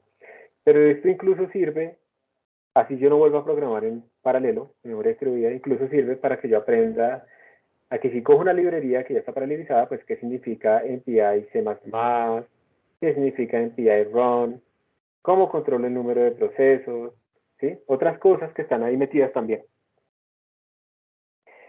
Si esa librería me ofrece diferentes formas de paralelización, yo cuál debería utilizar, todo ese tipo de cosas también las vamos a aprender. Este ya es un programa en entidades, pero es una sintaxis horrible, entonces vamos a utilizar el que yo tengo más bien. Y pues hay otra que es la programación en tarjetas gráficas, con CUDA, por ejemplo, o con OpenCL, o con OpenACC, bueno, lo que sea. Esta es como una tarjeta parecida a la que tú dijiste, ¿no? Una GTX. Creo que tú dijiste... Pues la mía es de, obviamente es de portátil, pero sí es una, uy, pero es viejísima GTX 8800. Esta es viejísima porque esta presentación es de 2012. Tiene 10 años, ¿sí? Esta es viejísima. Ahí en la sala tenemos algunos computadores con tarjetas gráficas, pero se han ido dañando las tarjetas gráficas. Sí, pero pues uno diría que son malas, pero no, porque es que llevan 8 años ahí funcionando. Entonces pues ya se van muriendo, eso es lo natural. Y la idea es que aquí las tarjetas gráficas tienen una arquitectura un poco diferente, en donde tienen como muchísimos procesadores chiquitos, y esos procesadores chiquitos son muy poderosos. No, perdón, no son muy poderosos, son normales, pero son muchos. Entonces yo puedo distribuir masivamente mis tareas en esas arquitecturas y hacer que esos 512 o 2000 procesadores internos chiquitos tontos hagan mucho trabajo cada uno un poquito, pero hagan mucho trabajo en un segundo, y entonces puede ser muchísimo más rápido. Y pues entonces uno tiene este tipo de cosas. Esta es la arquitectura general de una GPU a la izquierda. La GPU tiene un montón de procesadores pequeñitos que son muchísimo más simplificados que una CPU, pero por eso mismo son más rápidos. Una CPU es muy compleja. Un procesador de estos chiquiticos es mucho más sencillo y localmente pues tiene varios cores localmente. Entonces si uno programa apropiadamente para la GPU, que es diferente programar para la GPU que para la CPU, uno podría hacer que sus códigos corran mucho más rápido. Creo que aquí por ahí que hay unos datos, déjenme les muestro. Digamos que el cálculo del número pi con MPI se toma, digamos, 0.2 segundos, que es más o menos lo que está acá, y a medida que uno aumenta los procesos paralelos, con 8 procesos, uno llega a que se demora 0.03. Entonces hay una speedup de 6.86, que está bastante cerca del ideal, que sería 8, ¿cierto? Si yo tengo 8 procesos, yo esperaría que la speedup fuera de 8. 6.86, entonces está relativamente bien. Entonces es un problema que escaló bastante bien. Aquí hay otra cosa, un ejemplo de una multiplicación de matrices de 2000 por 2000. Las tarjetas gráficas tienen memoria también local. Eso también limita la aplicación que uno pueda tener allí. Si yo lo hago en una CPU serial, me demoro 40 segundos en este ejemplo. Y si yo lo hago en una GPU, me demoro esto, para la misma matriz. Y si lo optimizo manejando apropiadamente la memoria, utilizo una librería optimizada para la GPU, me demoro 0.412 segundos. O sea, mire que en una GPU, para las tareas que son buenas en las GPUs, uno puede obtener escalamientos de 100 veces. 100 veces más rápido mi código en una GPU. Entonces ustedes para eso pueden utilizar PyCUDA, obviamente pueden utilizar CUDA directamente en C++, en C. Hay una librería buenísima que me parece fácil de usar que se llama Trust, que la compró NVIDIA y la metió dentro del paquete de CUDA, que permite manejar vectores y matrices. Y pues hay librerías también de CUDA como tal o de AMD que hacen la multiplicación de matrices, la transformada de Fourier, la generación y trabajan todas en la GPU. Entonces la idea, lo que yo les recomendaría es mirar esas librerías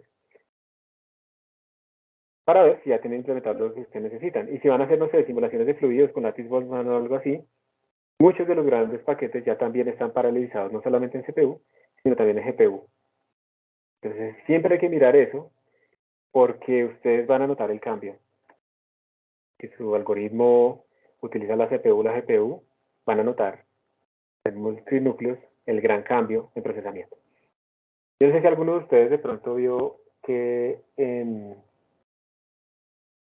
de pronto que en la lista de videos de YouTube del curso se pusieron unas cosas como una introducción a Light. ¿Alguien vio algo? Sí, pues yo por curiosidad vi la primera, vi que el Business Process y la segunda. Eso, ya subí la segunda. Ese es un paquete para simular medios granulares que ya está paralelizado.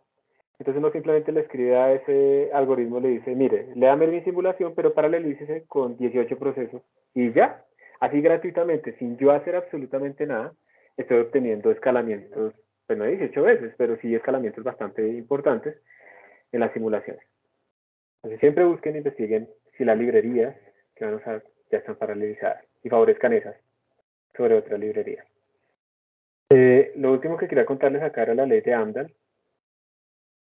que para que les nombré hace poquito, que lo que dice es que, digamos que el tiempo que uno puede tener en un programa, ese tiempo está, o digamos, a ver, ¿cómo lo podemos decir? Nuestro programa tiene una parte que es serial y una parte que es paralela. Entonces, el tiempo de mi programa, ¿cierto? Se va a dividir en una parte serial más una parte que es paralela. Y cuando yo aumente el número de procesos que le asigno de recursos, pues la única que va a ir disminuyendo es esta parte que es la paralela. La parte paralela es la que va a ir disminuyendo con ese número de procesos, pero la parte serial no. Entonces, si yo aumento infinitamente, digamos, el número de procesos, pues esto tiende a cero, ¿sí? ¿No? Pero al final me quedo con la parte serial. Por eso estas curvas les están mostrando acá a ustedes como que se satura, se estabiliza, ¿cierto?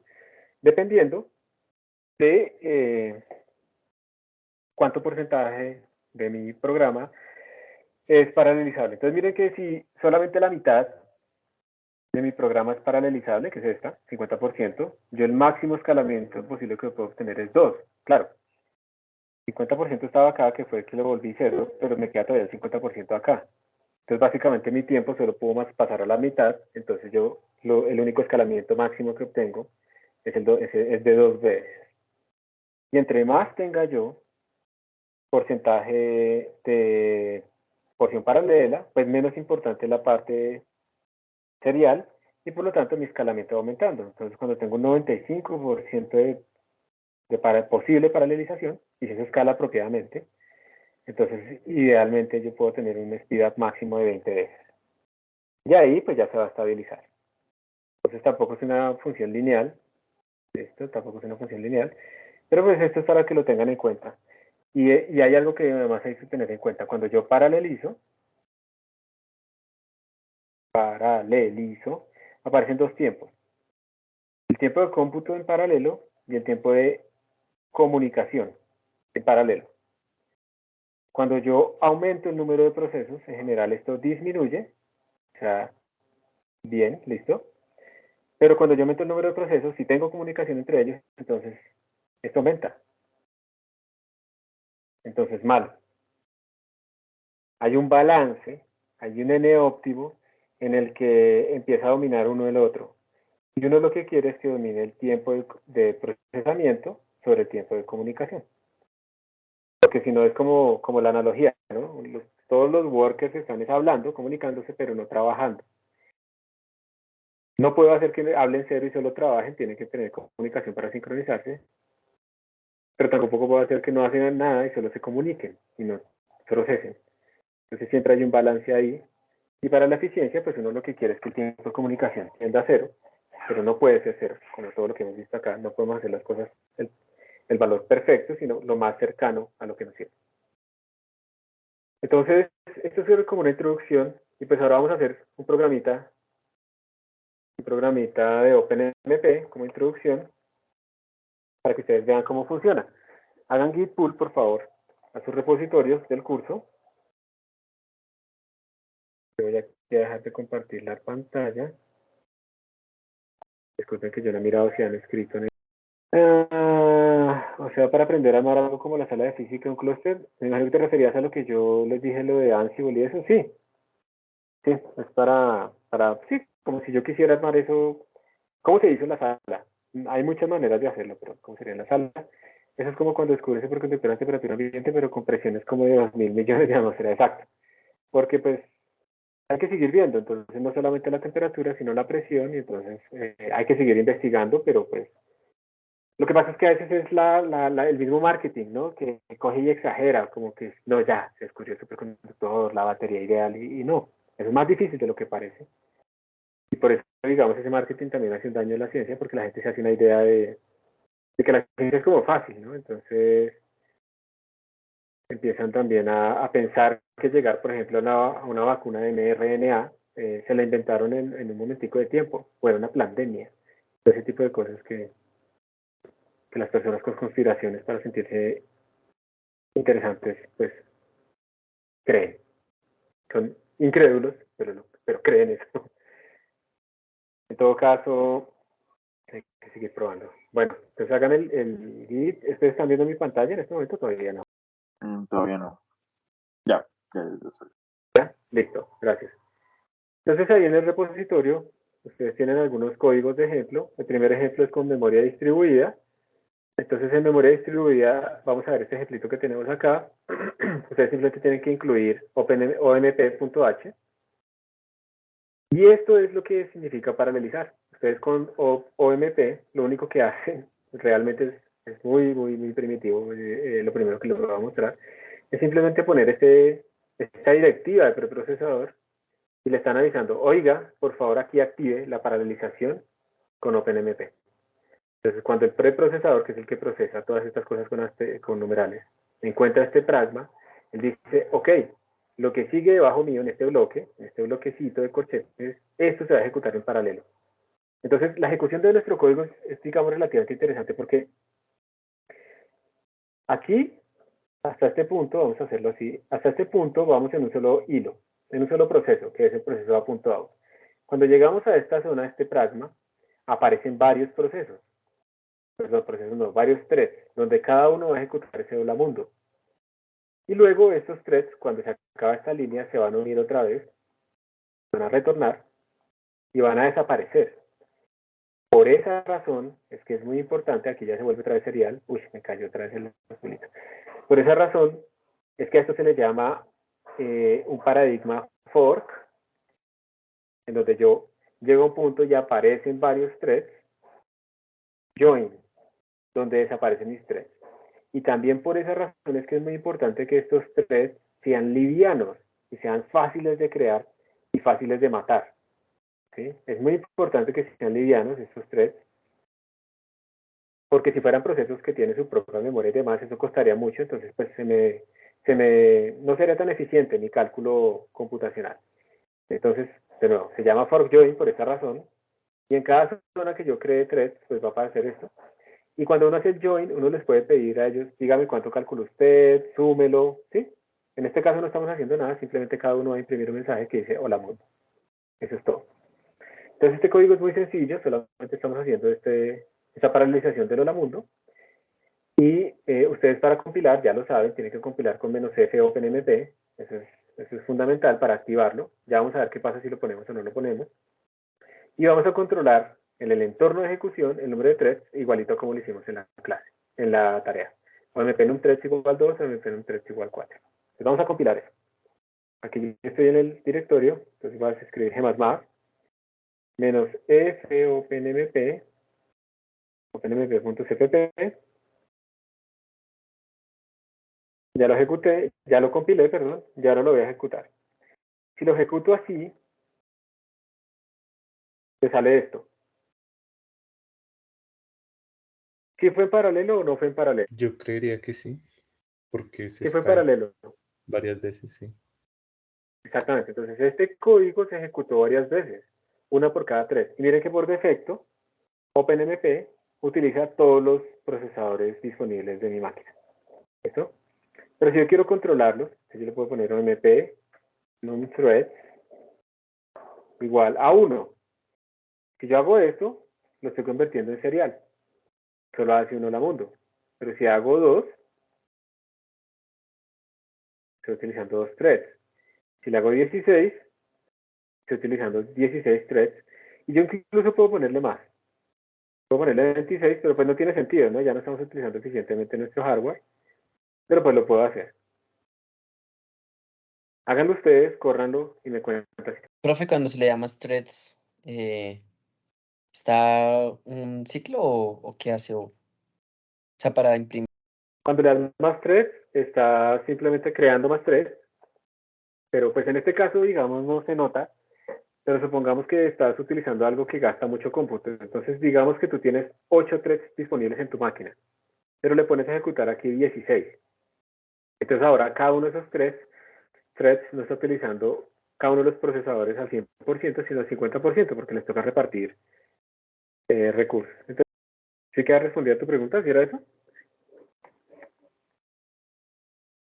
Sí, pues como no tenía una cantidad límite disponible dependiendo de la máquina, pues era como eso.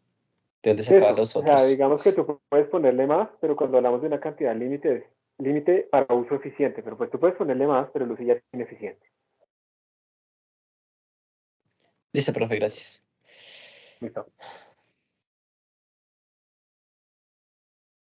David, tú eres el que tiene ahí el proceso de VS Code, que lleva como 25. ¿Hay un proceso de VS Code?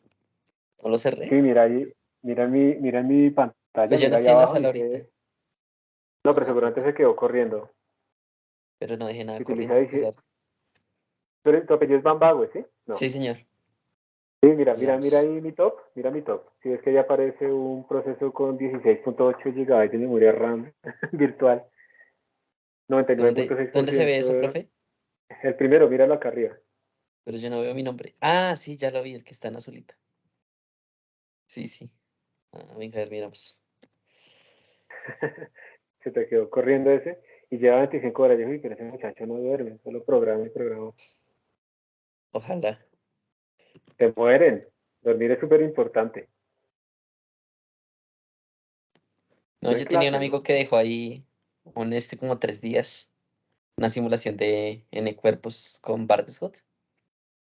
Sí. 3 días. Ja, Eso es normal. Eso es normal que pase.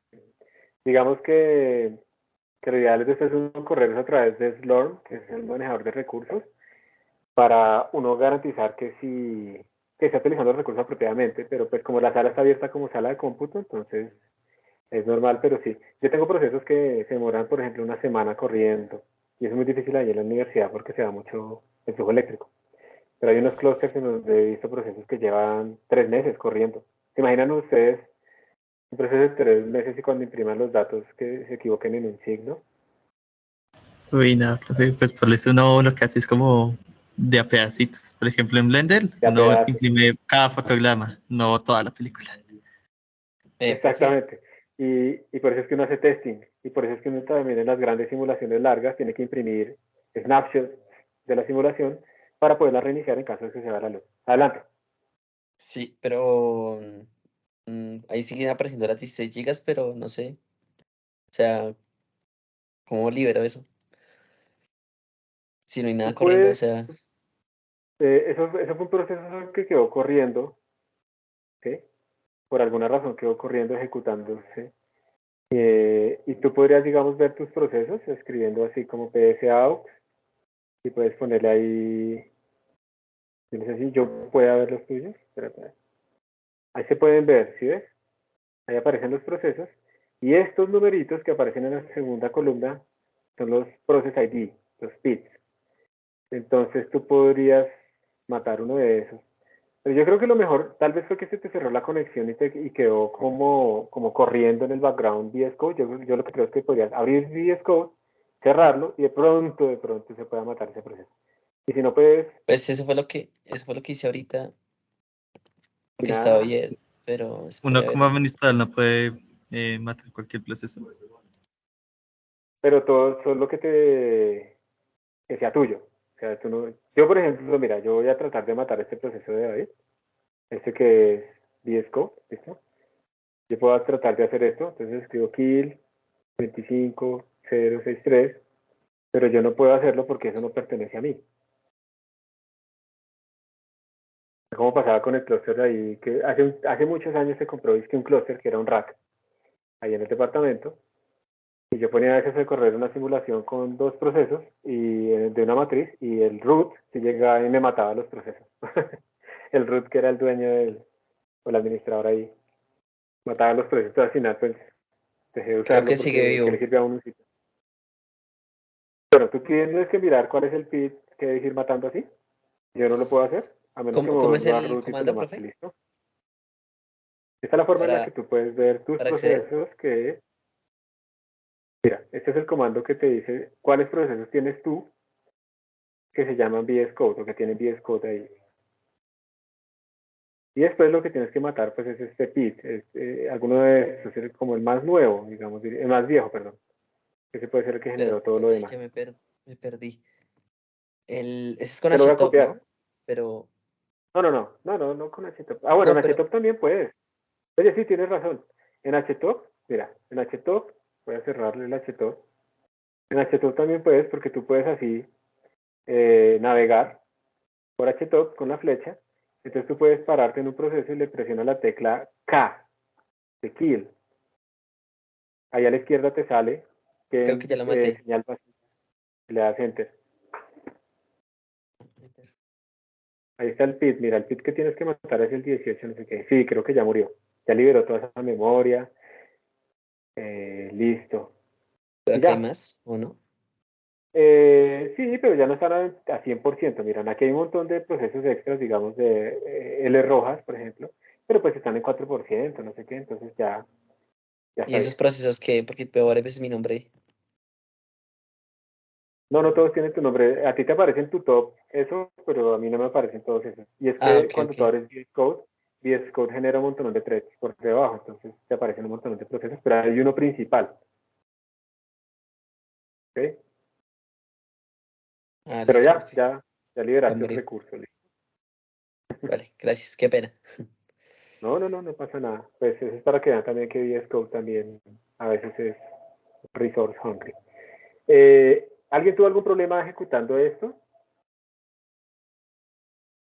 En este código ya se está compartiendo memoria, sí, ya se está compartiendo memoria, pero pues como no tenemos arreglos ni nada de esas cosas, entonces como que los threads no hay nada que compartir, porque no estamos pidiendo nada nuevo, pero sí, se está compartiendo memoria en este código.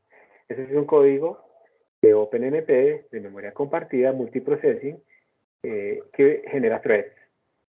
Y eso es lo que estamos haciendo acá. Es muy sencillo. Básicamente esta es la programación que vamos a ver nosotros con OpenMP. Vamos a utilizar puros pragmas sencillitos. Y es muy chévere porque uno simplemente así puede generar muchos threads de forma muy sencilla sin cambiar mucho las líneas de código. Y otra cosa que les quiero mostrar es que si yo compilo sin fopenmp, se ignora completamente eso. Y cuando yo lo ejecuto a mi a.out, me sale... perdón, compilé con fopenmp. Lo que les quiero mostrar es que si yo le quito esa bandera, no me sale ningún error. Y si yo ejecuto, se volvió completamente serial. Incluso si lo ejecuto así, sigue siendo serial, porque yo desactivé completamente OpenMP al no haberlo activado aquí en la compilación. Entonces ustedes tienen que ser explícitos y activarlo para que se vea el efecto. -f OpenMP. Tienen que ser explícitos para que el procesador pues interprete correctamente estos pragmas. Esa es una de las cosas importantes. Como ustedes hicieron la tarea jugando con esto, yo creo que no tuvieron muchos problemas realmente. Se les da algo así. Y quiero que comparen este código de OpenMP con este código de MPI. Voy a explicar. Entonces, en este código de MPI, tenemos que incluir el encabezado de MPI. Se está volviendo loco. Listo. Tenemos el encabezado de MPI, que es el que está acá. Pero MPI es más complicado. Tiene más poder, pero es más complicado. En MPI, ustedes tienen que primero inicializar MPI con esa función que se llama MPI init. La función MPI init recibe la dirección de memoria de argc y de argv para a todos los procesos pasarles esos argumentos. Recuerden que con MPI, entonces que, a ver, lo que teníamos antes con OpenMP era un solo proceso, y ese proceso en algunas zonas podía generar varios threads paralelos, ¿sí? Pero sigue siendo un solo proceso. Con MPI lo que tenemos es que nuestro código se va como a duplicar. Tenemos varios procesos. Y esto es muy importante tenerlo en cuenta porque si digamos yo acá declaro un arreglo, double primitivo, data, así. Si yo hago esto, este arreglo primitivo está duplicado en todas estas líneas. ¿Listo? Está duplicado. Entonces, ¿cuál será el consumo total de memoria de mi programa? Voy a tener esto acá, voy a tener esto acá y voy a tener esto acá. Entonces lo estoy multiplicando por 3 si tengo 3 procesos. Hay que tener mucho cuidado con eso. Ese es uno de los grandes errores, ¿listo? De ese tipo de cosas. Que yo no tengo en cuenta que estoy como duplicando mi código y también los recursos que consume mi código. Entonces yo estoy duplicándolo, triplicándolo, cuadruplicándolo. Y entonces estas otras funciones que están por acá son las que me van a permitir saber a mí quién soy en este mundo. Entonces, esta primera funcioncita que tengo acá me está permitiendo saber a mí cuántos hay. Olvídense un momento de esta variable, digamos, esto representa el conjunto de todos los procesos. Me está diciendo cuántos hay, y la estoy pasando por referencia para que me la sobreescriba. Entonces, después de esta llamada de función, este proceso, recuerden que tenemos varios procesos, todos están ejecutando en paralelo. Entonces, cuando todos llegan a esa línea y la ejecutan, todos ejecutan esa misma línea y todos van a saber cuántos NP.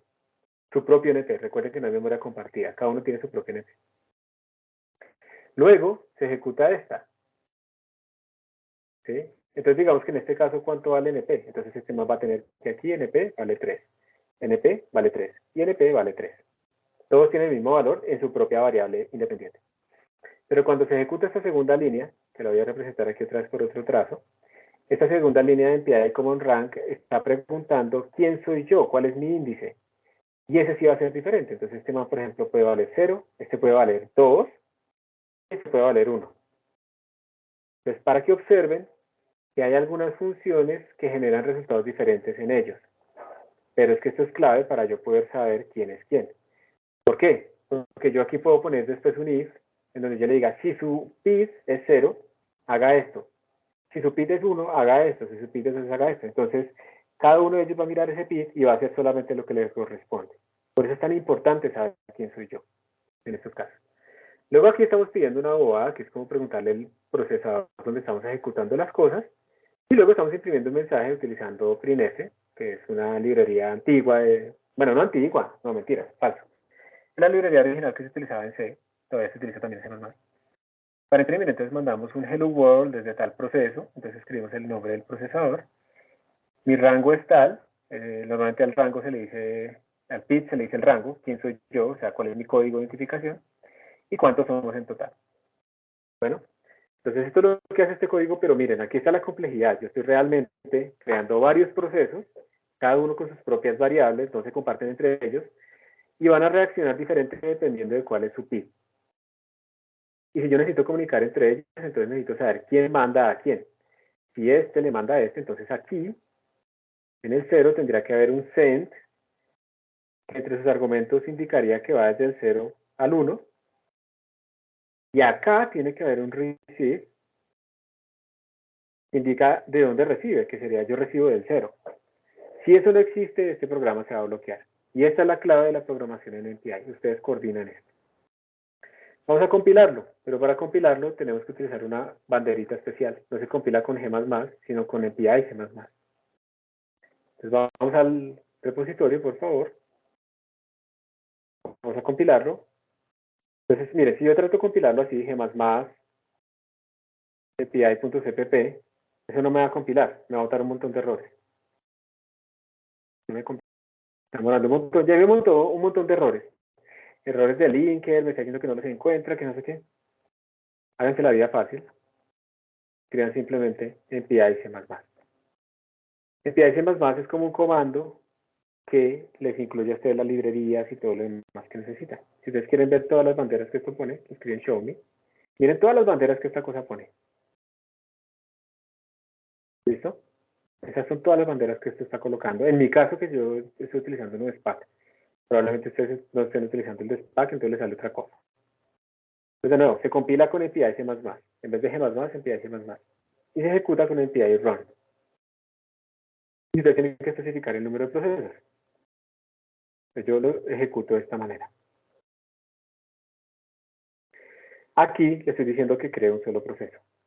Entonces ahí salió y me dice Hello World desde el procesador salado hasta la FISNet, rango 0 de 1. Pero si le digo que tenga 2 procesos, entonces ahora me salen 2. Hello World desde el mismo procesador, porque está en la misma máquina, rango 0 de 2, rango 1 de 2. Le puedo poner 8 para ver ustedes qué notan de particular. ¿Qué notan de particular? ¿Salen en orden? Eso es lo que quiero que vean más bien. ¿Salen en orden o no salen en orden? No están saliendo en orden. Esta ejecución en paralelo no garantiza ningún orden. Entonces siempre les va a salir en desorden y no siempre les va a salir igual, miren. No pueden ustedes contar con que eso se ocurre en cierto orden, ascendente o ascendente, nada de eso. Si ustedes necesitan que sea así, lo tienen que volver serial. Sí, no hay otra. Pero si lo quieren en paralelo, no hay garantía. Y esta es la forma en la que uno lo puede ejecutar en una misma máquina. Yo incluso puedo ejecutarlo en varias máquinas. A ver si no la embarro. Voy a decirle que lo ejecute en esta. .10.2 y que lo ejecute, pero claro, obviamente estoy utilizando mal la sintaxis. Menos host. Lo puse de toda la única manera en la que no se podía. Menos host. Y esto en principio debería funcionar para que ejecute en varios computadores. Ahorita tengo un error, es por culpa de esto de SPAC. Ah, no, miren, es otro error. Si quieren, aquí ya terminamos, pero los que quieran quedarse y ver cómo lo ejecuto en varios sitios, lo pueden hacer. Esto va a quedar grabado, entonces no pasa nada. El problema es que yo tengo que poderme identificar, tengo que poderme loguear sin problemas en 192.168.10.3. Entonces tengo que resolver eso. Yo trato de hacer SSH a esa máquina, 192.168.10.3, me va a salir este error. Ustedes saben, es el mismo error que a veces le sale en Next2Go cuando se actualizan las máquinas. Voy a tratar de borrarlo rápidamente, así que me borre todo lo que diga. Entonces, se abre el archivito y se elimina, pero voy a tratar de hacerlo desde acá, a ver si no funciona. Este está en mi home. Listo. Entonces, miren, lo que yo necesito primero es comprobar que yo puedo entrar sin problema. No me funcionó. Entonces, abrirlo con Emacs, sin que me le da configuraciones. Pero voy a buscar SIP para borrar todas esas entradas. Listo. Ahora sí, voy a tratar de hacer SSH. Me está diciendo que si quiero aumentarla, así, y ya. Miren que aquí no me está pidiendo la contraseña. Esto es muy importante que exista para que funcione el MPI RON en varios computadores. Ahí yo les voy a mostrar después un tutorial para hacer SSH sin contraseña. Y ahora sí lo voy a probar, por fin. Vamos a ver si funciona. Todavía no. Déjenme ver un último intento. Casi lo logro. Esa es la sintaxis. Él trató de comunicarse con Sala 3 para ejecutar allá los códigos y pues Sala 2 pues que es este. Pero al final no lo pudo hacer.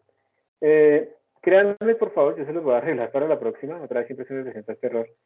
Esto intentó comunicarse y correr en esta máquina y en otra, pero ya cuando veamos MPI ya va a estar funcionando, ¿listo? Entonces la idea simplemente es que yo puedo ejecutar comandos, procesos en diferentes máquinas. Entonces puedo mandar 200 procesos y distribuirlo en todas las máquinas de la sala de cómputo, por ejemplo, como si fuera un clúster. Listo. Con esto paramos, seguimos en la siguiente clase con más introducción al High Performance Computing. Espero que hayan aprendido algo nuevo hoy. Gracias y disculpen el retraso. Listo, profesor. Gracias. Si hay alguien, Gracias, sí, profe. un gusto. Gracias, hasta luego. Hasta luego. Voy a dejar de grabar y voy a mirar la pregunta que se llama Gabriel, que no puede entrar a la sala.